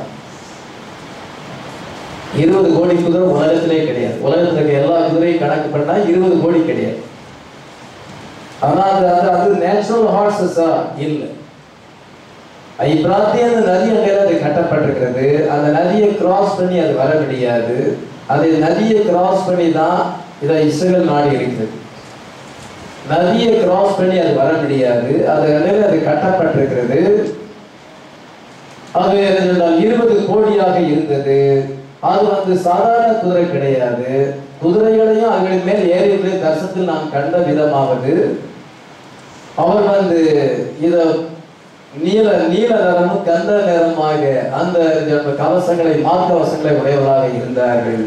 குதிரையின் வாயிலிருந்து அக்கினி புகை கந்தகம் இம்மூன்றும் அங்கே புறப்பட்டது. அக்கினி புகை கந்தகம் குதிரை வாயிலிருந்து வருமா? அந்த குதிரையின் வாய்கள் சிங்கங்களை போல் இருந்தது. அதுல இருந்து அக்கினி புகை கந்தகம் புறப்பட்டது.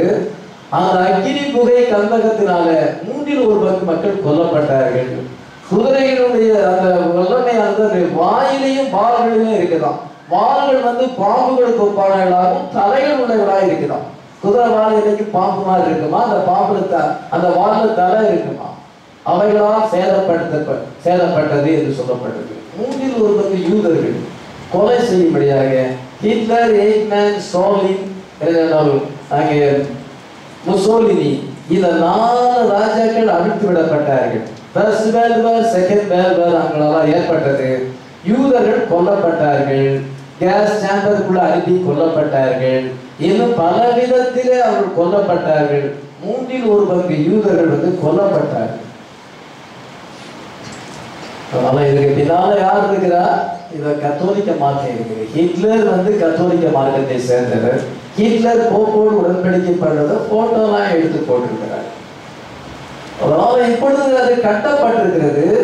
கிரீட்ஸ் அண்ட் டாக்மாஸ்னால கட்டப்பட்டிருக்கிறது. ஏன்னா கிறிஸ்தவங்க இதோ போர் செய்யக்கூடாது, நம்ம யாரையும் அழிக்கக்கூடாது. அவன் கிறிஸ்தவன், நீ ஒரு கிறிஸ்தவனா இதை அழிக்கிறீங்க, கெட்ட வார்த்தை பேசக்கூடாது, அழிக்கக்கூடாது, இதை மாதிரி வெளியரங்கமான பாவங்களை செய்யக்கூடாது அப்படின்னு அது பொதுவான ஒரு ரூல்ஸ். அது எல்லா கிறிஸ்தவர்களும் அதை அறிந்திருக்கிறார். இதனால இவங்க யுத்தம் செய்ய முடியாது. இதை ஹிட்லர் மூலமாக அது நடக்குது. எசபேல் என்ன செய்வதா? ஆகாப்பு கேட்கிறான், நீ அந்த திராட்சை தோட்டத்தை எனக்கு தந்துரு நாபால்கிட்ட கேட்கும் பொழுது, நாபால் என்ன பண்ணுகிறான் என்றால், நாபால் இல்ல என்றால் அந்த நாபோத் திராட்சை தோட்டத்தை நான் கொடுக்க மாட்டேன்னு சொல்லிட்டான். அப்பொழுது அவன் துக்கத்தோடு வரும் பொழுது எசபேல் என்ன சொல்லுகிறாள்? ஏன் நீ கவலைப்படு, நான் திராட்சை தோட்டத்தை தரமாட்டேன், நான் அதை நான் வாங்கி தரேன். என்ன செய்தாள் என்றால், அவள் ஆகாபின் பேரிலே நிருபத்தை எழுதி, அவள் ஆகாபினுடைய கையெழுத்தையும் அங்கே போட்டு 2 பேரியாளின் மக்களை கொண்டு போய், நீங்க நாபால் தேவரையும் ராஜாவை தூசித்தார் என்று சொல்லி அவனை கொண்டு போடுங்கள் என்று சொன்னார். மறைமுக யார் இருக்கிறார்? ஜெசபேல் இருக்கிறார். அதனால கத்தோலிக்க மார்க்கம் மறைமுகமாக பின்னால இருக்கிறது. ஹிட்லருக்கு பின்னால கத்தோலிக்க மார்க்கம் இருக்கிறது. இதை யூதர்கள் மேல வந்து இருக்கிறது. விடும் பொழுது அவர்கள் கொல்லப்பட்டார்கள். பேருடைய சதி ஆலோசனையினாலே அந்த நாபோத் கொல்லப்பட்டார். அதே போல யூதர்கள் கொல்லப்பட்டார்கள். இப்பொழுது அந்த ஆவிகள் வந்து அவிழ்த்து விடப்பட்டிருக்கிறது. ஹல்லேலூயா. இனி அது நேச்சுரல் வாரை கொண்டு வரும். இவ்வளவு நாள் அது பயந்து இருந்தது. Christianity bound by Christian principle, அது வந்து கிறிஸ்தவ டாக்டரின் மூலமாக கட்டப்பட்ட கிறிஸ்தவெல்லாம் நம்ம வந்து அழிக்கக்கூடாது. அது நம்மளை கட்டி போட்ட மாதிரி கிறிஸ்தவங்களா நம்ம அதை செய்யக்கூடாது. இப்பொழுது அதை அவிழ்த்து விடப்படும். அவிழ்த்து விடும் பொழுது அது நேச்சுரல் வாரை கொண்டு வரும். அது மறைமுகமாக செய்தது. அது மறைமுகமாக கொலை செய்தது. தேவனுடைய பிள்ளைகளை கொலை செய்தது. இனிமேல் என்ன செய்யும் என்றால் அது அவிழ்த்து விடப்படும் பொழுது அது என்ன சென்றால் யூதர்கள் மேல அது வந்தது. இதை நம்ம மேலே அது வரும். ஆனா மனவாட்டி மேல எடுத்துக்கொள்ளப்படுவார். எத்தனை விசுவாசிக்கிறோம்? அது அதுதான் யுத்தத்தை கடைசியாக கொண்டு வரும். அது ஸ்பிரிட் நேச்சுரல் ஹார்சஸ் கிடையாது, ஸ்பிரிச்சுவல் ஹார்சஸ். அது சூப்பர் நேச்சுரல் டெவில்ஸ். அதான் டெவில்ஸ் தான் 20 கோடி இருக்குது. குதிரைகள் 20 கோடி உலகத்துல கிடையாது. ஆனால் 33 கோடி பிசாசின் ஆவிகள் இருக்கு. அஞ்சாவது என்ன சொல்லுது? 33 கோடி தேவர்கள் உண்டுங்கிறாங்க. எல்லாமே ஈவில் ஸ்பிரிட். அவங்க கணக்குல அவ்வளவு சொல்றாங்க. இங்கே 20 கோடி போட்டு அதான் அவங்க சொல்ற கணக்கு இங்க கொஞ்சம் டேலியாது. நாங்க அபிதமா தான் கடவுளை கும்பிடுறோங்கிறாங்க. இங்க வந்து 20 கோடி சூப்பர் நேச்சுரல் டெவில்ஸ். அது வார்ஸ் யுத்தங்களை கொண்டு வரும். இப்பொழுது அது கட்டப்படு 2000 வருஷமாக அது கட்டப்பட்டிருக்கிறது. பின்பு அது ஒரு மனுஷனுக்குள் வந்து அவதாரம் விடும் பொழுது அந்த போக்கு கூட லாஸ்ட் போக்கு கூட வந்து அவதாரம் விடும் பொழுது அவன் உலகத்தின் அதிபதியாக மாறும் பொழுது அது என்ன செய்யும் என்றால் உலகத்தில் இருக்க கர்த்தருடைய பிள்ளைகளுக்கு விரோதமாக வரும். 1,44,000 ஏதோ போலீஸ் வெர்ஜன்ஸ் மேல வந்து அவர்களை கொன்று போடும். பெருமையான தூசணமான பேசும் வாய் அதற்கு கொடுக்கப்பட்டது. அது பசுத்தவனோடு யுத்தம் பண்ணி அவளை ஜெயம் கொள்வதற்கு அதிகாரம் கொடுக்கப்பட்டது போல மட்டுமல்லாமல் ஒவ்வொரு ஜாதி மேலையும் கோத்திரங்கள் மேல அதுக்கு அதிகாரம் கொடுக்கப்பட்டது. ஆட்டுக்குட்டியுடைய ஜீவ புஸ்தல் பேரப்படாத பூமி குடிகள் யாவது அதை வணங்குவார்கள் என்று சொல்லப்பட்டது. அதனால அந்த ஆவிகள் கட்டமைத்து விடும் பொழுது இது நேச்சுரல் வார் வரும். First world war, second world வார் வந்தது. இனி தேர்ட் வேர்ல்ட் வார்ல அது ஸ்பிரிட்டா இருக்காது, அது ஃப்ளஷா இருக்கு. அது ஒரு மனுஷனுக்குள்ள வந்து அவதாரங்கள். அப்பொழுது என்ன செய்யறால் யுத்தத்துக்கு வருவார்கள். யுத்தத்துக்கு வரும் பொழுது இதை என்ன செய்யறால் கடைசியாக அழிக்கப்படுவார்கள் என்று அர்த்தம். பாபிலோன் அந்த ஆவின் மேல் அந்த ஐபிராத் நதி மேல் அந்த அவங்க கலசத்தை ஊற்றும் பொழுது அந்த நதியின் தண்ணீர் வற்றி போயிடுச்சு. எதற்காக வற்றி போயிடுச்சு? சூரியன் உதிக்கும் திசையிலிருந்து வரும் ராஜாக்களுக்கு வழி ஆயத்தமாகும்படி அந்த நதியின் தண்ணீர் வற்றி போயிடுச்சு. 12 மறுபடியும் வாசிக்கிறோம். 6ஆம் தூதன் தன் கலசத்தில் உள்ளதை ஐபிராத் பெரிய நதியின் மேல் ஊற்றினான். அப்பொழுது சூரியன் உதிக்கும் திசையிலிருந்து வரும் ராஜாக்களுக்கு வழி ஆயத்தமாக்கும்படி அந்த நதியின் தண்ணீர் வற்றி போயிடுச்சு. அந்த நதியின் தண்ணீரானது வற்றி போயிடுச்சு. எதற்காக என்றால் சூரியன் உதிக்கும் திசையிலிருந்து வரும் ராஜாக்களுக்கு வழி ஆயத்தமாகும்படியாக. அந்த ராஜாக்கள் வந்து என்ன செய்வாங்க? பாபிலோனை அழிச்சு போடுவாங்க. அந்த ராஜாக்கள் வந்து வாடியன் பட்டணத்தை அழிச்சு போடுவாங்க. அந்த நதியுடைய தண்ணீர் வற்றி போயிடுச்சு. கிறிஸ்டியன் பிரின்சிபிள் எல்லா இடத்துலையும் இருந்துச்சு. பந்தேகோஸ்துக்காரங்கிட்ட ஆரம்பத்துல ரொம்ப சின்சியரா இருந்தாங்க. ஆபீஸ்ல இருந்து ஒரு பின் கூட எடுத்து வர மாட்டாங்க. அந்த பெந்தேகோஸ்தல் பீப்புள் வந்து அவ்வளவு நேர்மையா இருந்தாங்க. இன்னைக்கு அவங்கள போல மாய்மாலம் யாரும் கிடையாது. சிஎஸ்ஐ ஜனங்களை விட பெந்தேகோஸ்தல் பீப்புள்கிட்ட அதிக மாய்மாலம் இருக்கு. அதுவும் அந்த போதர்கிட்ட எல்லாத்த ஜாஸ்தி மாய்மாலம். இப்படி மெஜாரிட்டி அப்படிதான் இருக்கு. அதெல்லாம் அவங்க பார்க்க பெந்தேகோஸ்தல்னாலே மாய்மாலம் அப்படின்னு பேர் அடிச்சிட்டாங்க. ஒரு காலத்துல அவங்க சிஎஸ்ஐ விட பெந்தேகோஸ்தல் பீப்புள் சின்சியர் பீப்புள், ரசிக்கப்பட்ட ஜனங்கள், பசுத்தாவியை பெற்ற ஜனங்கள் பேர் எடுத்தாங்க. இப்போ புல்ல மாய்மாலம், பொய் மாய்மாலம். தி பெந்தேகோஸ்தல் அவங்ககிட்ட இருக்க மாய்மாலம் ஜாஸ்தி. உண்மையை எதிர்பார்க்க முடியாது, நல்ல சுபாவத்தை எதிர்பார்க்க முடியாது, சிஎஸ்ஐ விட அது சீரட்டு போய் பெந்தகோஸ்தை இருக்கிறது. இதை நம்ம அந்த பீப்புளெல்லாம் பார்க்கிறோம், அந்த ஜனங்களெல்லாம் பார்க்கிறோம். அது நம்முடைய சொந்த எக்ஸ்பீரியன்ஸா இருக்குது. நம்ம ஒன்றும் அதை வந்து குறை சொல்லணும் இல்லை, அது அப்படிதான் இருக்குது, ஃபேக்ட். அதை பார்க்க என்ன செய்யறாங்க, இப்போ முன்னாலும் கொஞ்சம் இருந்துச்சு, இதோ கிறிஸ்டியன் பிரின்சிபல் கொஞ்சம் இருந்துச்சு. அந்த ஸ்கூல்ல வந்து சொல்லி கொடுத்தாங்க, சிஎஸ்எஸ் ஸ்கூல்ல கிறிஸ்டியானிட்டி இருந்தது, இப்படியா ரோமன் கத்தோலிக் ஸ்கூல்லையும் கிறிஸ்டியானிட்டி இருந்தது. இப்போ அந்த நதியின் தண்ணீர் வற்றி போயிட்டுனா அதுல கொஞ்சம் கூட பிரின்சிபல் கிடையாது, கிறிஸ்டியன் பிரின்சிபல் கிடையாது, கொஞ்சம் கூட பயம் கிடையாது. அங்க கொஞ்சம் அனாயிட்டிங் இருந்தது, இப்போ அந்த அனாயிட்டிங் எல்லாமே போயிடுச்சு. கடைசி நேரத்துல அங்க வந்து கிறிஸ்டியன் பிரின்சிபலை எதிர்பார்க்க முடியாது. ஒருத்தரையாட்ட இந்த மாதிரி சொன்னார், ஒருத்தனுக்கு ஹார்ட் தேவைப்பட்டதான், அதனால ஒரு பையன் நல்ல வாலிய பையனை அடிச்சு அவனை பொண்ணு போட்டு அவன்கிட்ட ஹார்ட் எடுத்து இன்னொருத்தருக்கு போத்திட்டார்.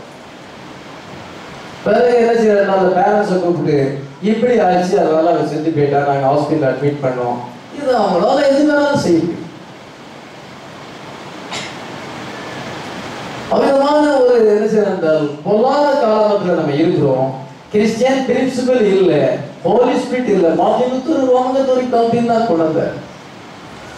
ஜான் வெஸ்லி ரோமன் கத்தோலிக் டாக்டரின் தான், பெந்தகோஸ்தும் ரோமன் கத்தோலிக், எல்லாம் அங்கிருந்து வந்தது தான். அதனால அந்த டாக்டரின் இருந்தாலும் அவங்கள்ட்ட கொஞ்சம் அனாயிட்டிங் இருந்தது, கொஞ்சம் பசுத்தாலி இருந்தது. இப்பொழுது அது முற்றிலும் அது வந்து இருந்தால் வற்றி போயிட்டு இருந்தால் ஹோலி ஸ்பிரிட் அனாயிட்டிங்கே அங்கே இல்லை. பெந்தகோஸ்து பீப்புள்கிட்ட ஹோலி ஸ்பிரிட் அனாயிட்டிங்கே கிடையாது, ஃபுல்லா மாய்மாறும். அவங்க பேசுற அந்நிய பாஷையும் மாய்மாறும்.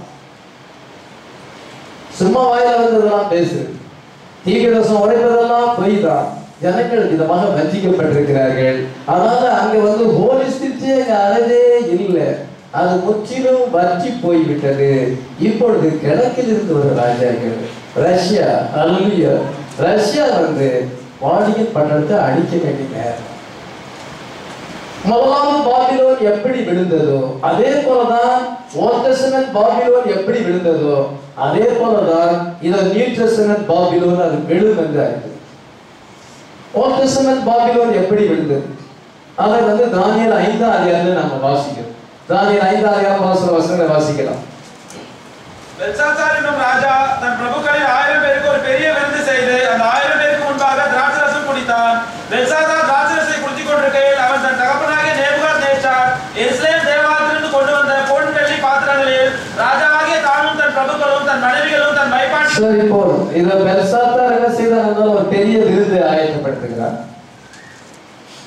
அவன் ஒரு பெரிய விழா கொண்டாடுகிறான். அப்பொழுது தன்னுடைய மனைவி, தன்னுடைய வைப்பாட்டிகள், இன்னும் அவங்க சேனை தலைவர்கள், அவங்களுடைய மனைவிகள், இப்படி எல்லாரையும் கூட்டிட்டு வந்து அவன் பெரிய விருந்து செய்து கர்த்தருடைய ஆலயத்திலிருந்து கொண்டு வந்ததானே நேபுகாத்நேச்சார் கொண்டு இந்த பாத்திரத்தை கொண்டு அதுல திராட்சரசம் பார்த்து இதை என்ன செய்யணும், அவங்க திராட்சரசத்தை வந்து அவங்க குடிக்கிறார்.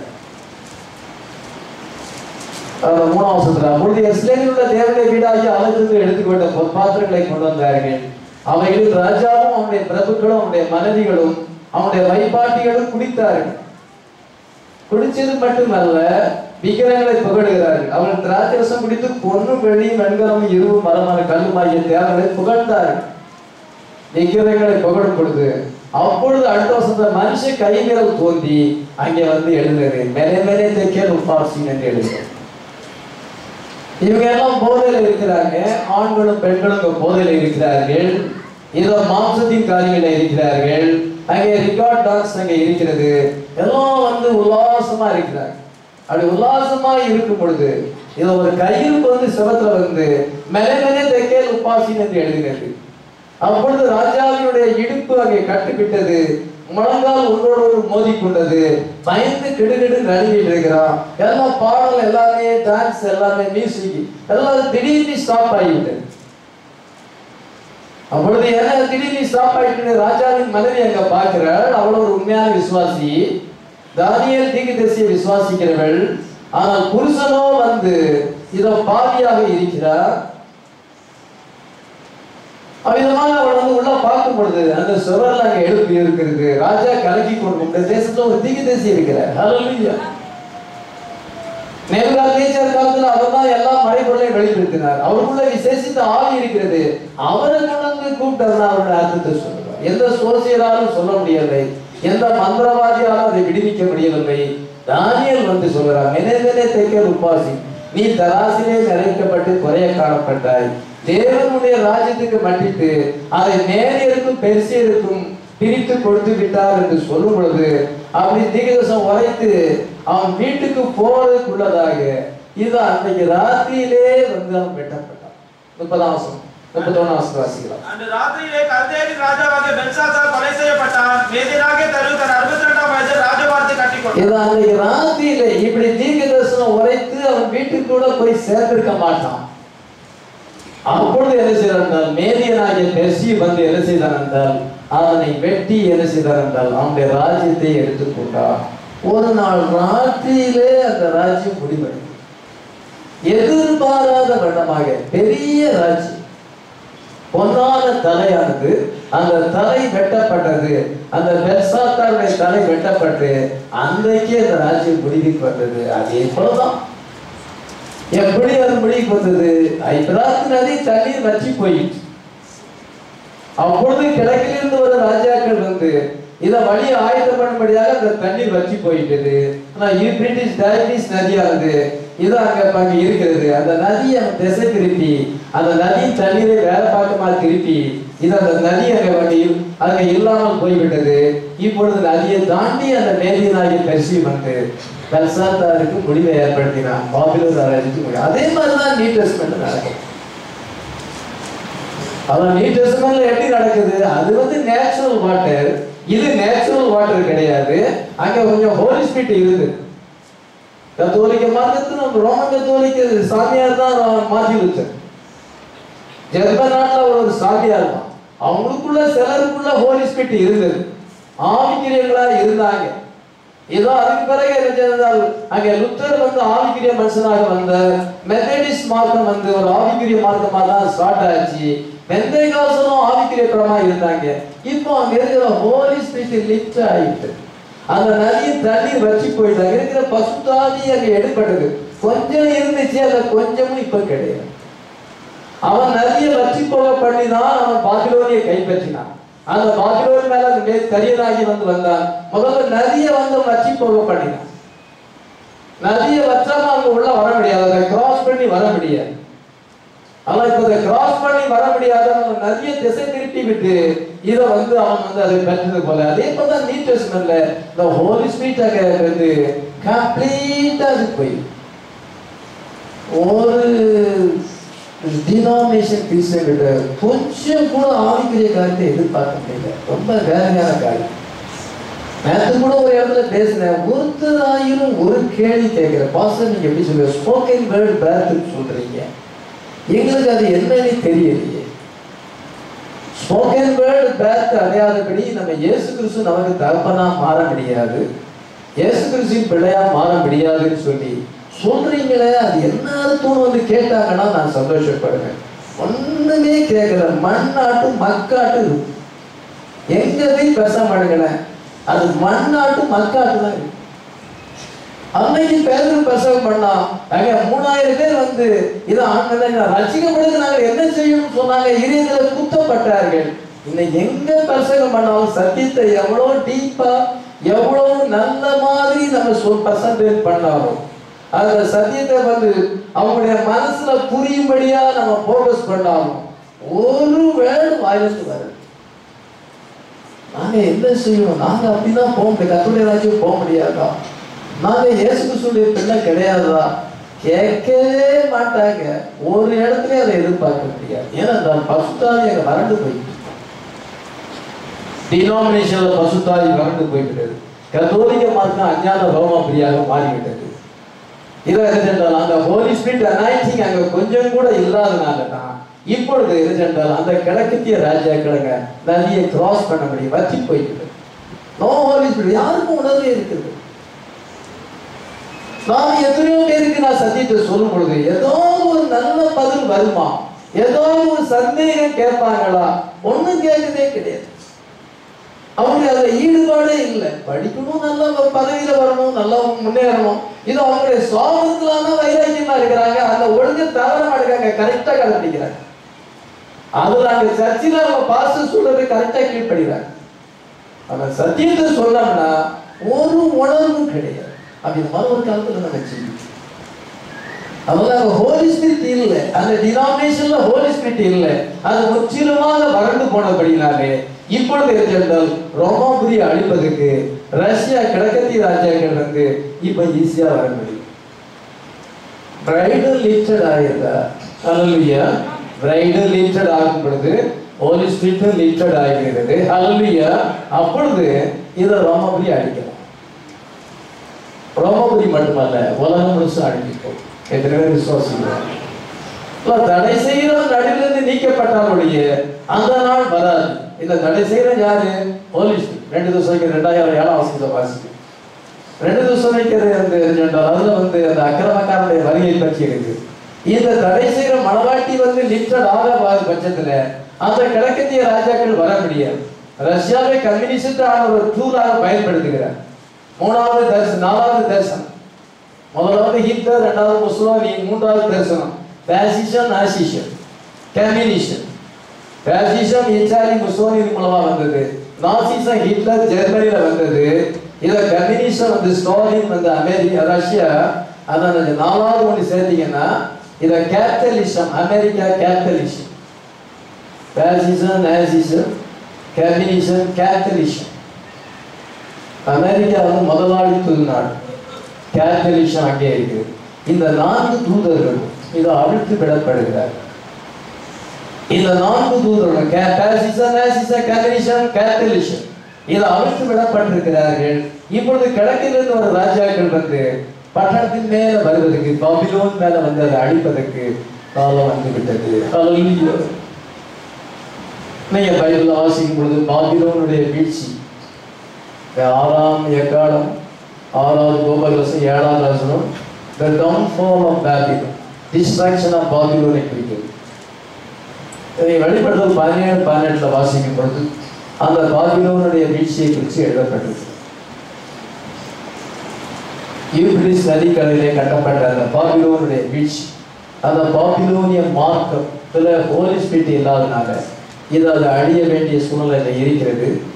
நீங்க 18ஆம் அதிகாரத்துல நீங்க வந்து 10ஆம் வசனத்தை வாசிக்கும் பொழுது ராஜாக்கள், பூமியின் ராஜாக்கள் அங்கே புலம்புகிறார். 1 hourல அது அழிஞ்சு போகும். Peace of mark of peace என்று செய்தது 1 hourல அது அழியுன்னு சொல்றாரு. எப்படி சொல்றாரு? பைபிள் வச்சு தான் சொல்லியிருக்காரு. அவர் தன்னுடைய சொந்தமா சொல்லுங்க. அவளுடனே வேசித்தனம் செய்து இந்த பூமியின் ராஜாக்களும் அவள் வேகிறதுனால் உண்டான புகையை பார்த்து அவளுக்காக அழுது புறம்புவார்கள். தூரத்து அவளுக்கு உண்டான பாதித்து தூரத்திலே நின்று, ஏன்னா ரேடியேஷன் வருது, தூரத்திலே நின்று ஐயோ பாபிலோன் மகாநகரமே, பலமான பட்டணமே, ஒரு நாளிலே உனக்கு ஆக்கினை வந்ததே என்று சொல்கிறார். இன்னும் பூமியின் வர்த்தகர்கள், அந்த மெர்ச்சன்ட்ஸ், இன்டர்நேஷனல் பேங்கர்ஸ், அவங்க என்ன செய்யறாங்க என்றால் அவர்களும் புலம்புகிறார்கள். ஐயோ சல்லாவும் ரத்தாம்பரம் பட்டாடையும் தரித்து ரத்தனம் 14 ரத்தங்களினாலும் முத்துக்களினாலும் அலங்கரிக்கப்பட்ட மகா நகரமே, இவ்வளவு ஐஸ்வர்யம் ஒரு நாளிலே அழிந்து போயிட்டு என்று அழுது துக்கித்து புலம்புவார்கள் என்று சொல்லப்பட்டது. 19ஆம் வசனத்துல இத கப்பல்களை உடையவர்கள் எல்லாம் இருக்காங்கன்னா அவங்க புலம்புகிறாங்க. அவர் தன்னுடைய தலையின் மேல புழுதியை போட்டுக்கொண்டு அவள் வேகிறதுனால் உண்டான புகையை பார்த்து தன்னுடைய தலைகளிலே கூறிவிட்டு ஐயோ மகா நகரமே, சமுத்திரத்திலே கப்பல்களை உடையவர் அனைவரும் உன்னுடைய உச்சிதமான சம்பளத்தினாலே ஐஸ்வர்யவான்களானாரே, ஒரு நாளிலே நீ பாழாய் போறியே என்று அழுது துக்கித்து ஓலம் இடுவார்கள் என்று சொல்லப்படும். 3 வசனம் இருக்காங்க. வெளிப்படுத்தல் 18ஆம் அதிகாரம் 3 வசனம் 10, 16, 19. பூமியின் ராஜாக்கள் புலம்புகிறார்கள், பூமியின் வர்த்தகர்கள் புலம்புகிறார்கள், கப்பல்களை உடையவர்கள் எல்லாம் பிசினஸ் கப்பல்களை உடையவர்கள் எல்லாருமே புலம்புகிறார்கள். ஒரு நாளிகை என்றால் 1 hourல விழுந்து போகுது. அந்த பட்டணம் 1 hourல விழுந்து போகுது. சாத்தான் என்ன நினைத்தான் என்றால், நான் வானத்துக்கு ஏறினேன், 5 ஐபிள்ஸ் போனவர்கள் சொல்லிட்டேன், வானத்துக்கு ஏறினேன், தேவத நட்சத்திரங்களுக்கு மேலாவே சிங்காசனத்தை உயர்த்தினேன், வடபுறமுள்ள ஆரை பர்வதத்தின் கூட்டத்தில் வீற்றிருப்பேன், மேங்களுக்கு மேலாக உன்னதத்துக்கு ஏறுவேன், உன்னதமானவருக்கு ஒப்பாவேன் என்று சொன்னான். அது கடைசியில் அவனுக்கு நிறைவேறும். எப்ப நிறைவேறும்? பாதத்தின் நாட்களில் நிறைவேறும். கடைசியில அந்த 5 நான் அப்படி இருப்பேன் இப்படி இருப்பேன்னு சொல்றாரு, அது அவனுக்கு நிறைவேறும். ஒரு மனுஷனுக்குள்ள அவன் மாம்சத்துக்குள்ள வரும் பொழுது அவனுடைய பிரஜைகள் எல்லாமே மாம்சத்துல இருப்பார்கள். அப்பொழுது யுத்தம் ஏற்படும். இதை கிழக்கத்திய ராஜாக்கள் அந்த ரஷ்யா என்ன செய்யும் என்றால் ஆட்டம் பாம்பை போட்டு ஒரு நாளையில் 1 hour அதுவே 21ஆம் வசனத்தை நீங்க வாசிச்சீங்கன்னா, வெளிப்பட்ட 12ஆம் 21ஆம் வசனத்துல பின்பு பலமுள்ள ஒரு தூதர் ஒரு பெரிய எந்திரக்கல்லை எடுத்து ஒரு பெரிய கல்லை எடுத்து சமுத்திரத்திலே எரிந்து இவ்விதமாய் மகா பாபிலோன் வேகமாய் தள்ளுண்டி நீ ஒருபோதும் காணப்படாம போகும். அதான் Los Angeles, second Babylon. True Babylon இஸ்ரோ பர்சன் இருக்கிறார். ட்ரூ பாபிலோன் ரோமாபுரி, இன்னொன்று Los Angeles, Hollywood Los Angeles, San Francisco. இந்த இடம் பெரிய எந்திரக்கல்லை எடுத்து அது இனி ஒருபோதும் லாஸ் ஏஞ்சல்ஸ் வராது. அது மேப்பை விட்டு முற்றிலும் எடுக்கப்படும். அது ஒருபோதும் லாஸ் ஏஞ்சல்ஸை காணவே முடியாது. வேகமாய் தள்ளுண்டு இனி ஒருபோதும் காணப்படாது. எக்காலக்காரன், நாகசுரக்காரன், கீத வாத்தியக்காரன், சுரமண்டலக்காரனை சத்தம் கேட்கப்படும். எந்த மியூசிக்கும் ஒன்று கேட்கப்படாது. எந்த தொழிலாளியும் அங்கதான். அமெரிக்காவில் எல்லா தொழிலாளிகளும் அங்கதான் இருக்கிறாங்க. இங்க இருந்து போறாங்க, இந்தியாவில இருந்து போறவங்கலாம் கலிபோர்னியால குடியேறாங்க. எந்த தொழிலாளியும் உண்மை வாண்ட இருக்க போறதில்லை. எந்த சத்தம் ஒன்றுல கேட்கப்படுறது, வெளிச்சம் ஒன்றுல பிரகாசிக்க போறோம். மனவாட்டியங்களுடைய சத்தம் கேட்கப்படுறதில்லை. உன் மத்தர்கள் பூமியில பெரியவர்களா, சினிமா தான் பெரிய பிசினஸ். உன்னுடைய மத்தர்கள் பூமியில் பெரியவர்களா இருக்கிறார்களே, உன் சூரியத்தால் உன்னுடைய சினிமாவினாலே எல்லா ஜாதிகளும் மோசம் போனார்கள். உலகமே சினிமால தான் இருக்கிறது. அது பேஸ்புக், சினிமா, யூடியூப் எல்லாரும் தான் இருக்குது. உன்னுடைய சூரியத்தால் எல்லா ஜாதிகளும் மோசம் போனார்களே. தீர்க்கதரிசி ரத்தமும் பசுத்தோனுடைய ரத்தமும் பூமியில் கொல்லப்பட்ட அனைவருடைய ரத்தமும் உள்ளத்தில் காணப்பட்டது. அநேக ரத்தத்தை நீ சிந்தி இருக்கிறாய். இது ரோமாபுரி சொல்லிட்டு 24ஆம் வசனம். எல்லா ரத்தங்களும் இருக்கு. ஆண்டவர் என்ன செய்யறாரு, அங்க கொஞ்சம் பிரின்சிபல் இருக்குது, கிறிஸ்டியன் பிரின்சிபல் இருக்குது. அது அங்க கம்ப்ளீட்டா போகும் பொழுது கிழக்கிலிருந்து ஒரு ராஜாக்களுக்கு படி ஆயத்த பார்க்கும்படி அந்த நதியின் தண்ணீர் வற்றி போயிடுச்சு. அது பிறகு அடுத்த வருஷத்தை வாசிக்கலாம். 13ஆம் வசனம். மனுஷத்தின் வாயிலும் மிருகத்தின் வாயிலும் கடற்சிகரத்தின் வாயிலும் இருந்து தவளைகள் ஒப்பான 3 அசுத்தாவிகள் புறப்பட்டு வர கண்டேன். இது ஃப்ராக் ஸ்பீச். அங்க ஃப்ராக் ஸ்பீச், தவளைக்கு ஒப்பான ஆவி. The anointed ones at the end time எங்கள் செய்தியில a trinity of frogs என்று சொல்றார். சோதரனே இந்த டேட்டை நீ கேடு பண்ணி க்ளோஸ் பண்ணிடாத அப்படிங்கிறார். ஏன்னா இது அவங்களுக்கு விரோதமான செய்தி. Now denomination brother said still just a minute, don't get up and walk out of the room. இந்த ரூம் விட்டு எழுதி போகாத, கொஞ்சம் கேளு அப்படின்னு சொல்றாரு. Back out there on radio telephone hookup, telephone connection எல்லாத்துக்கும் கொடுக்கப்பட்டிருக்கு. அதனால நீங்களும் don't turn up your tape recorder off, set just a minute and listen, கொஞ்ச நேரம் கேளு. if you are born of God you will, எவனால தந்தா நீங்க கேட்பீங்க அப்படின்னு தீர்க்கதரிசி சொல்றாரு. ஏன்னா இது சொல்றாரு, ஃபாக்ஸ் ஸ்பீட்டை சொல்றாரு. ஃபாக்ஸ் ஸ்பீட்டை சொல்லும் பொழுது தீர்க்கதரிசி அப்படி ஒரு இது கொடுக்குறாரு. A trinity of frogs. A frog is an animal always looks back. அந்த ஃப்ராக் என்ன செய்யும், தவளை என்னைக்குமே பின்னோக்கி தான் பார்க்கும். அது முன்னால பார்க்காது, பின்னால பார்க்கணும். அந்த கண்ணுக்கு எப்பவுமே பின்னால தான் பார்க்கும். சிலர் ரோட்ல போனாங்கன்னா நேராக போயிட்டு இருப்பாங்க. சிலாத்மா பாசிட்டிவ் என்ன இருக்கு, அப்படி என்ன இருக்கு, இப்படி இல்லை. அந்த பாதை அப்படி இப்படிமா கள்ள பார்வையா இருக்கு. இருதயம் நல்ல இருதயம் இல்லை. எதுக்கு போறோமா அது போயிட்டே இருக்க வேண்டியதுதான். அவங்க வீட்டுல என்ன செய்யறாங்க, இவங்க வீட்டுல என்ன செய்யறாங்க, அதை எதிர்பார்க்கு. அது பாதை சரியில்லை. அதே போல இந்த ஃபாக் என்ன செய்யலாம், பின்னால தான் பார்க்கும், முன்னால பார்க்க. ஒரு நோக்கத்துக்காக ஒரு இடத்துக்கு போனா அதே தான் நினைச்சிட்டு போகணும். அங்கே இங்கே சைட்ல பார்க்க கூடாது. அவங்க வீட்டுல என்ன செய்யறாங்க, இவங்க வீட்டுல என்ன செய்யறாங்க, அங்க என்ன நடக்குது, அது நமக்கு தேவையில்லை. அது நமக்கு இருதயம் வந்து நல்ல இருதயம் இல்லைங்கிறத காமிக்குது.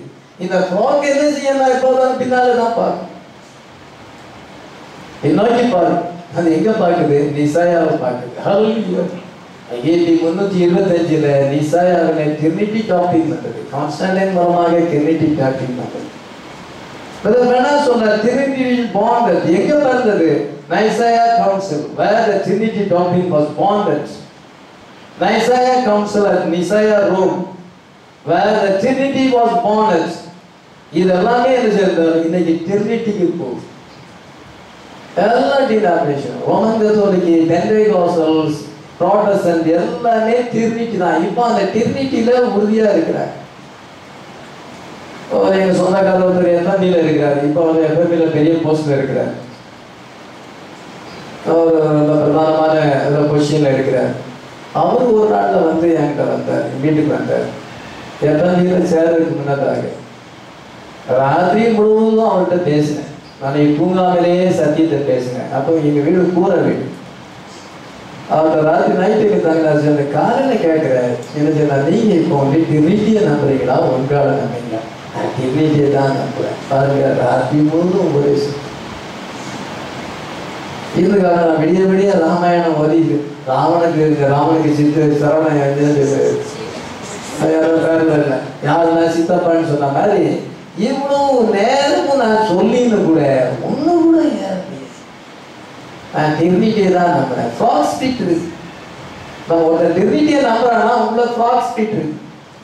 தவளை கோப்பான தவளை என்ற அசுத்தமான அபாமினேஷன், அருவருப்பான இருக்கிறாங்க. அதை சாப்பிடக்கூடாதுன்னு பழைய பாட்டை வாசிப்பு. அபாமினபிள் கிரீச்சர், அது ஒரு எரிச்சென்றால் அசுத்தமான ஒரு பிராணி. இப்பொழுது எரிச்சென்றால் 7ஆம் கோபகலசத்துக்கும் 6ஆம் கோபகலசத்துக்கும் மத்தியில நடக்கிற காரியம் ஃப்ராக் ஸ்பிரிட் வருது. ஜனங்கள் எல்லாம் இப்ப ட்ரினிட்டியில வைராக்கியமா இருப்பாங்க. எல்லாம் கத்தோலிக்கத்தோடு போய் சேர போறாங்க. ப்ராட்டஸ்டன்ட் பெந்தேகோஸ்தல் எல்லாமே கத்தோலிக்கத்தோடு சேர வேண்டிய நேரம். அங்க வந்து நிசாயாவுக்கு திரும்பி போக வேண்டிய நேரம்.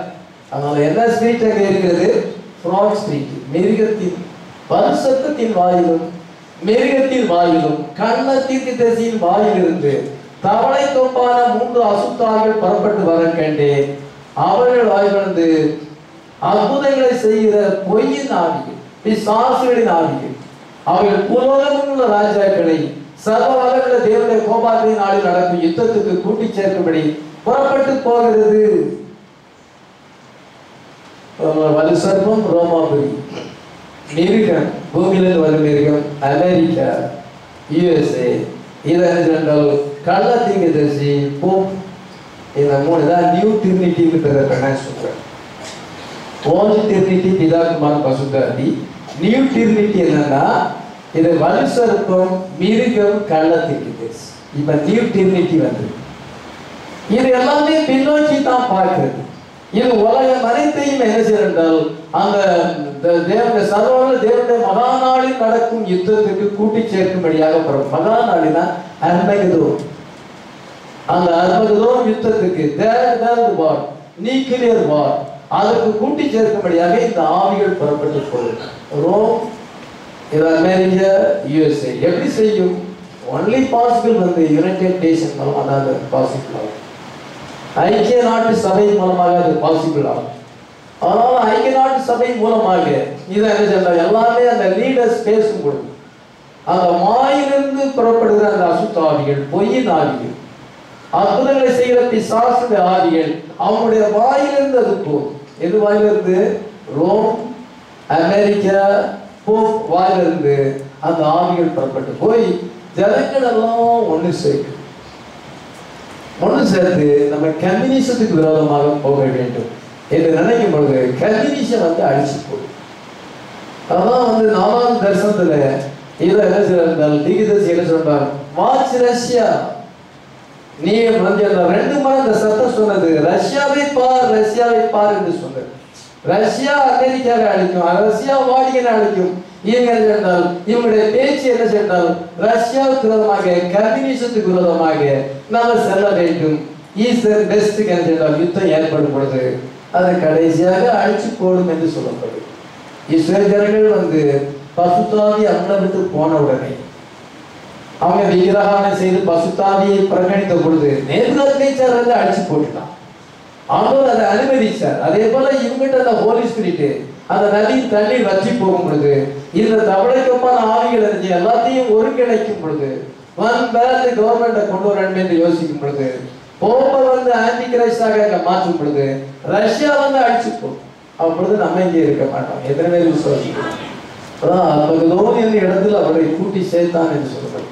இந்த ஃப்ராக் ஸ்பிரிட்டை நீங்க பார்க்கும் பொழுது இந்த ஃப்ராக் ஸ்பிரிட் எப்பொழுதுமே பின்னோக்கி பார்க்கிறது. அது வந்து நைசாயாவுக்கு அங்கே கொண்டு செல்வது. நமக்கு என்ன ஆவியை பெற்றிருக்கிறோம் சொல்லுங்க பார்க்கலாம். நாலு ஜீவன்கள் எசேக்கியேல் 1ஆம் அதிகாரத்தில் நம்ம வாசிக்கும் பொழுது இந்த 4 ஜீவன்களும் பின்னாலேயே பார்க்காது. ஒரு முறை அது பின்னால பார்க்காது. எப்பவும் அது முன்னோக்கி தான் அது சொல்லும். எசேக்கியேல் 1ஆம் அதிகாரத்துல 7ஆம் 8ஆம் வசனம் நினைக்கிறேன் வாசிக்கலாம். அவைகள் ஒவ்வொன்றும் சட்டைகள் மற்றதின் சட்டைகளோட சேர்ந்திருந்தன. அவைகள் செல்லுகையில் திரும்பாமல் ஒவ்வொன்றும் தன் தன் திசைக்கு நேர்முகமாய் சென்றன. இந்த இது எதுவுமே பின்னோக்கி பார்க்க. இந்த ஜீவன் ஒரே ஜீவன் தான். அதுக்கு 4 ஃபேஸ் இருக்கிறது. வடக்க பார்த்தா ஈகிள், வடக்கிருந்து நீங்க பாத்தீங்கன்னா அந்த ஜீவன் ஈகிள்னு சொல்லுவீங்க. கிழக்கிருந்து பார்த்தா அந்த ஜீவன் சிங்கம்னு சொல்லுவீங்க.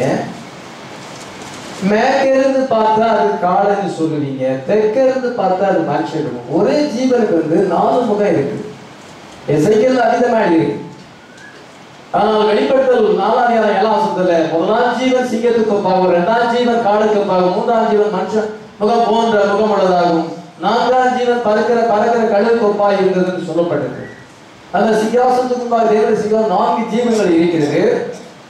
ஆனா எசேக்கியேல்ல நீங்க வாசிக்கும் பொழுது 1ஆம் அதிகாரத்துல முதல் சில வசனங்களை வாசித்தால் ஒரு ஜீவனுக்கு தான் 4 ஃபேஸ் இருக்கிறது. அதனால இப்ப வடக்க போகணும் அப்படின்னா ஈகிள் போயிடும். ஈகிள் அங்க மூவ் ஆகி போகும் பொழுது திரும்ப வேண்டிய அவசியமே இல்லையே.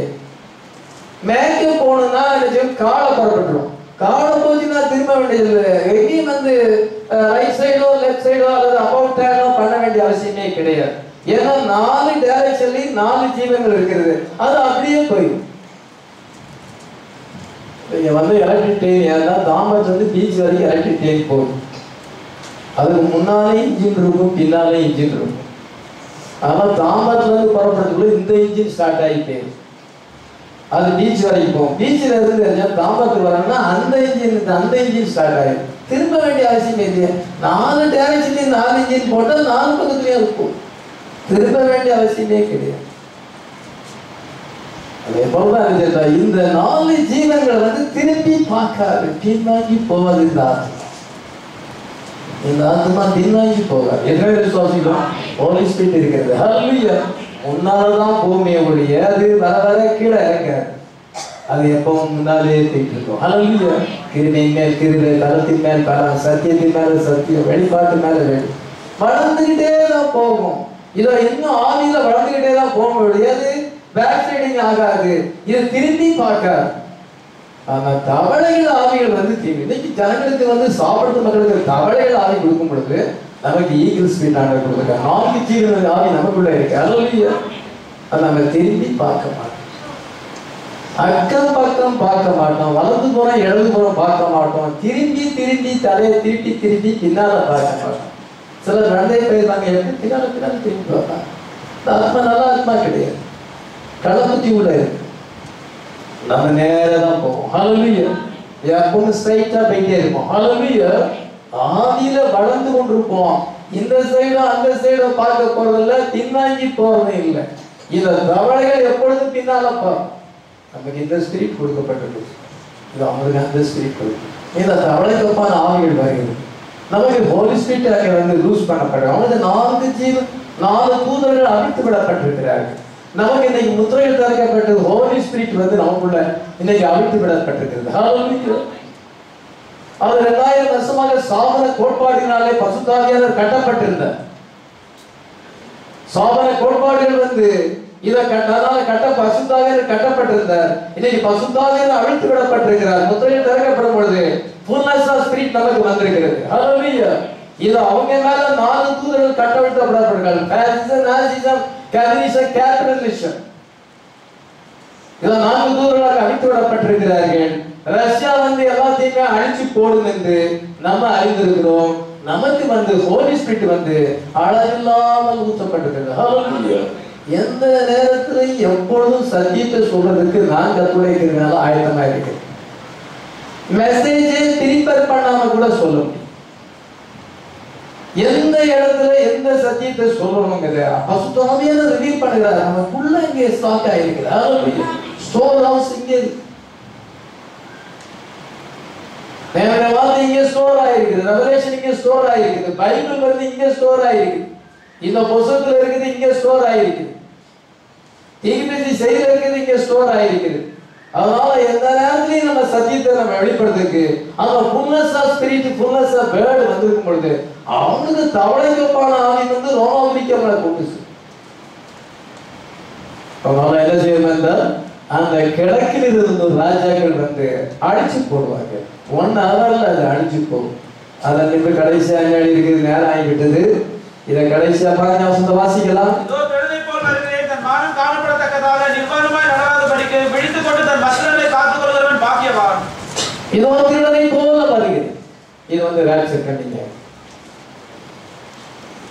between second world war and third world war மத்தியில இதோ கர்த்தர் என்ன சொல்கிறார் என்றால், இதோ திருடனை போல வருகிறேன், தன் மானம் காணப்படத்தக்கதாக நிர்வாணமாய் நடவாதபடிக்கு தன் வஸ்திரங்களை காத்துக் கொள்கிறவன் பாக்கியவான்.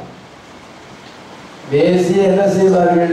நிர்வாணமாக்கி அக்கினினாலே சுட்டரித்துக் கொள்வார்கள். வேசியினுடைய முடிவு அது. வெளிப்படுத்தல் 17ஆம் அதிகாரம் நீங்க 16ஆம் வசனத்தை வாங்குவாங்க. நீ அந்த மிருகத்தின் மேல் கண்ட 10 கொம்பனானவர்கள் அந்த தேசியை பகைத்து அவளை பாழும் நிர்வாணமாக்கி அவளை நெருப்பினால் சுட்டரித்துக் கொள்வார்கள். தேசிய நிர்மாணமாக்கி அவர் சுட்டரிச்சு போடுறதுதான் அவருடைய முடிவு.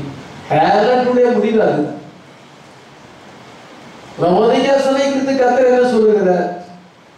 நீ பாக்கியப்படவனும் பரிதபிக்கப்படத்தக்கவனும் தரித்திரனும் நிர்வாணியும் குருடனுமாய் இருக்கிற அறியாமல் நான் ஐஸ்வர்யவானனும் திரவிய சம்பளன் என்றும் எனக்கு ஒரு குறைவும் இல்லை என்று நீ சொல்லுகிறாய்.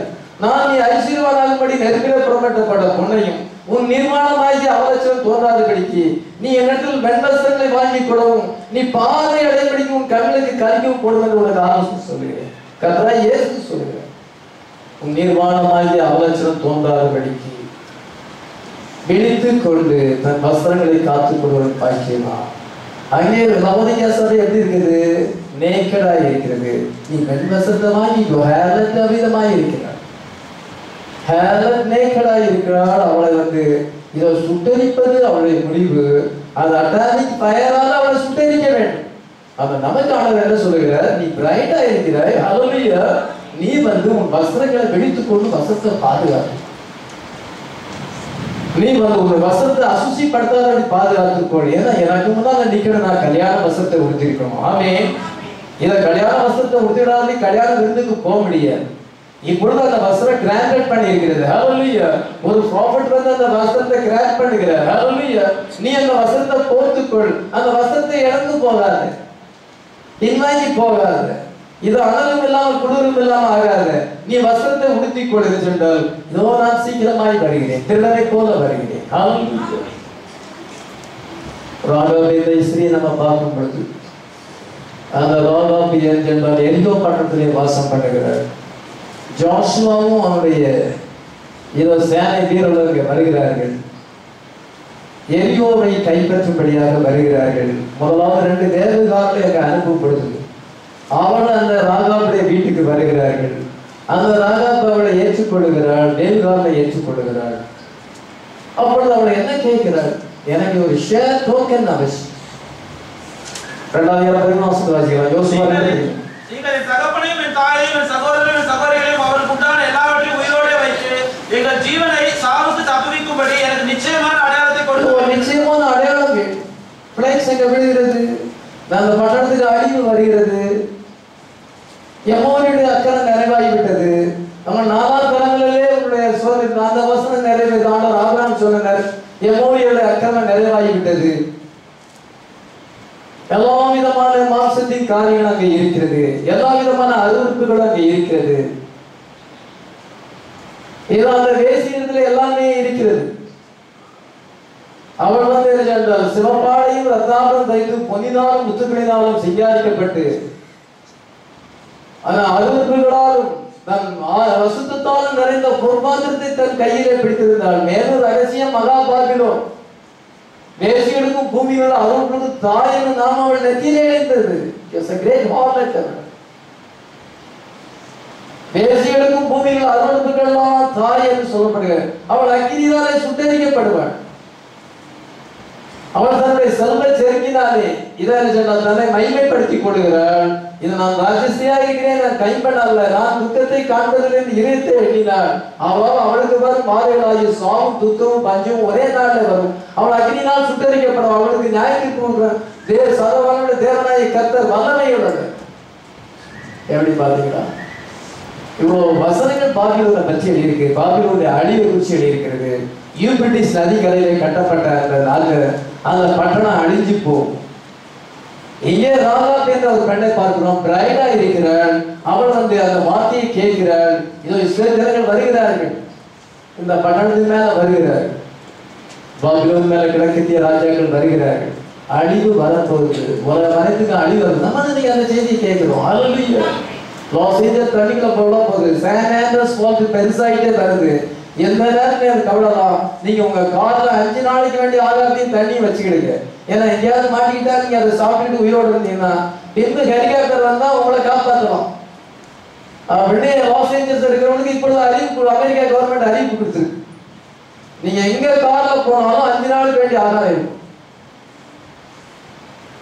எப்படி பாருங்க, இன்னைக்கு உலகத்துக்கு பயம் வந்துச்சு, அங்க இருக்கிறவங்க பயம் வந்து, உலகத்துக்கு மக்களுக்கு பயம் வந்துச்சு, உலகத்துக்கு சரித்திரம் முடிஞ்சு போகுது. ராதாவும் அப்படிதான் செய்தியை கேட்டா அவள் தன்னை ஆயத்தப்படுத்தி கொண்டார். ஹல்லேலூயா. எதிர்காலத்துல எங்க ஷேர் டோக்கன் வேணும், எங்களையும் ஒரு குடும்பத்தை நீங்க காப்பாற்றுன்னு சொல்லி எங்களுக்கு நிச்சயமான ஒரு அடையாளத்தை எங்களை எனக்கு தர வேண்டும். அப்பொழுது ஜன்னல்ல இருந்து இறக்கி விட்ட அந்த சோப்புன கயிறை நீ வந்து அந்த ஜன்னல்ல கட்டி வை. ஹல்லேலூயா. அந்த ஸ்கேலர் த்ரெட் இது போகும். இந்த ஸ்கேலர் த்ரெட்டை நீ கட்டி வச்சேன்னா உனக்கு சேஃப்டிக்கு வந்து இது போகும். ஹல்லேலூயா. இது பசுத்தாய் பெற்றிருக்கிறோம். நம்ம ஹோலி ஸ்பிரிட் பெற்றிருக்கிறோம். ஷேர் டோக்கன் இருக்குதா? எனக்கு பசுத்தாய் பெற்றனா பெற்றலான்னு தெரியல. Share token give me the share token. Yeah, share token. நிச்சயமா தெரியும். ராத்திரி ஃபெய்த் வேணும். அந்த ஸ்கேலர் த்ரெட்டை நீ கட்டி வை. இதெல்லாம் பாருங்க, பூமி அதிர்ச்சி வந்தது, அவன் ஆர்ப்பரிக்கும் பொழுது பாருங்க மதில் இடிந்து வந்தது. இது மட்டும் அப்படியே உடனே அவளை அப்புறப்படுத்திக்கிட்டு அந்த பட்டணத்தை அக்கினினாலே தீக்கொளுத்தி போட்டார்கள். அதுதான் வாடியன் பட்டினார். பாபிலோனுக்கு அதான் நடக்க போல. ஐந்தாவது நதி வற்றி பொழுது அவங்க வந்து எங்க யோர்தான் நதி வற்றி போனது. யோர்தான் நதி வற்றி போய் முதலாவது பிடிச்சது அந்த பாபிலோன் தான். அதே போல ஐந்தாவது நதி வற்றும் பொழுது வாடியன் பட்டணங்க வீழ்ச்சியது. மகா பாபிலோன் விழுந்தது விழுந்தது. The great Babylon fallen fallen. அது பேயோடைய குடியிருப்பு, சகல விதமான அசுத்தாவிலே காவல் வீடும், அசுத்தமா அதுக்குள்ள பறவைகளின் கூடுமாக அது மாறி இருக்கிறது. மகா பாபிலோன் விழுந்தது விழுந்தது விழுந்தது. 3 தடவை விழுந்ததுன்னு எழுதி. ஏதோ ஒரு நாள் எரிவோ விழுந்தது விழுந்தது. ஹல்லேலூயா. வந்தி தப்பிச்சா, அவன் குடும்பம் தப்பிச்சுக்கிட்டது. ஹல்லேலூயா. அதான் இதோ திருடனை போல வருகிறேன், இந்த வஸ்திரத்தை காத்துக்கொள்ள வேண்டும். ஆமென். நமக்கு கொடுக்கிற செய்தி வந்து கலப்படமற்றதாக மாற்ற.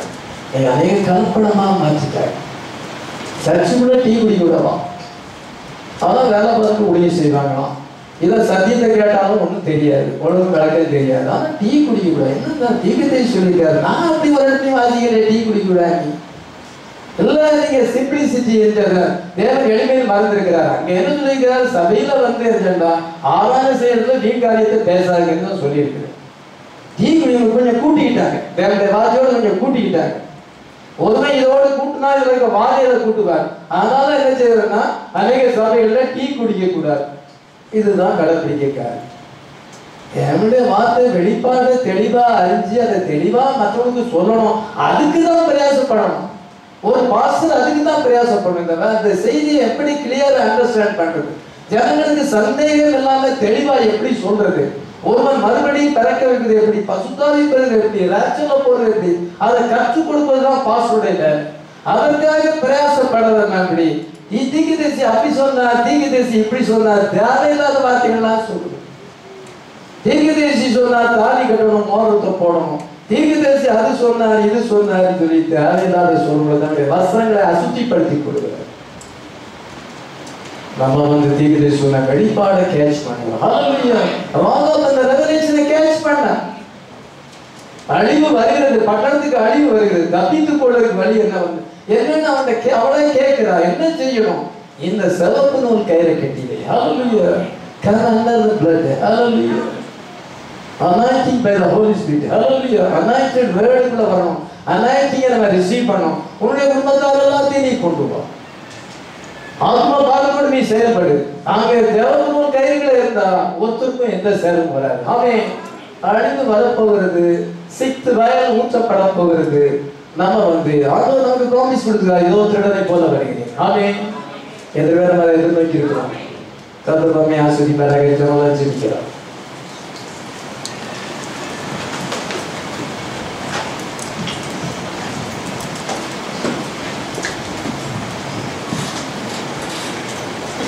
கடைசிக்காலத்தில் நம்ம ஜீவிக்கிறோம். ஐந்தாவது நதி வற்றி போகுது. No holy spirit. ஆர்கனைசேஷன்ல ஹோலி ஸ்பிரிட் கிடையாது. சத்தியத்தை சொன்னா மனங்களுக்கு வாஞ்சியே இல்லை. அது என்னன்னு தெரியணுங்கிற விருப்பமே இல்லை. கர்த்தர் தம்முடைய தூதனை அனுப்பி ஒரு செய்தியை கொடுத்து அதை அற்புதத்தினாலும் அடையாளத்தினாலும் உறுதிப்படுத்திருக்கிறார் என்று சொல்லும் பொழுது அது மேல வாஞ்சியே இல்லை. மனோர் காலத்திலே ஜீவிக்கும் பொழுது கர்த்தர் நமக்கு அதிகமான ஹோலி ஸ்பிரிட் தருகிறார். பசுத்தாவி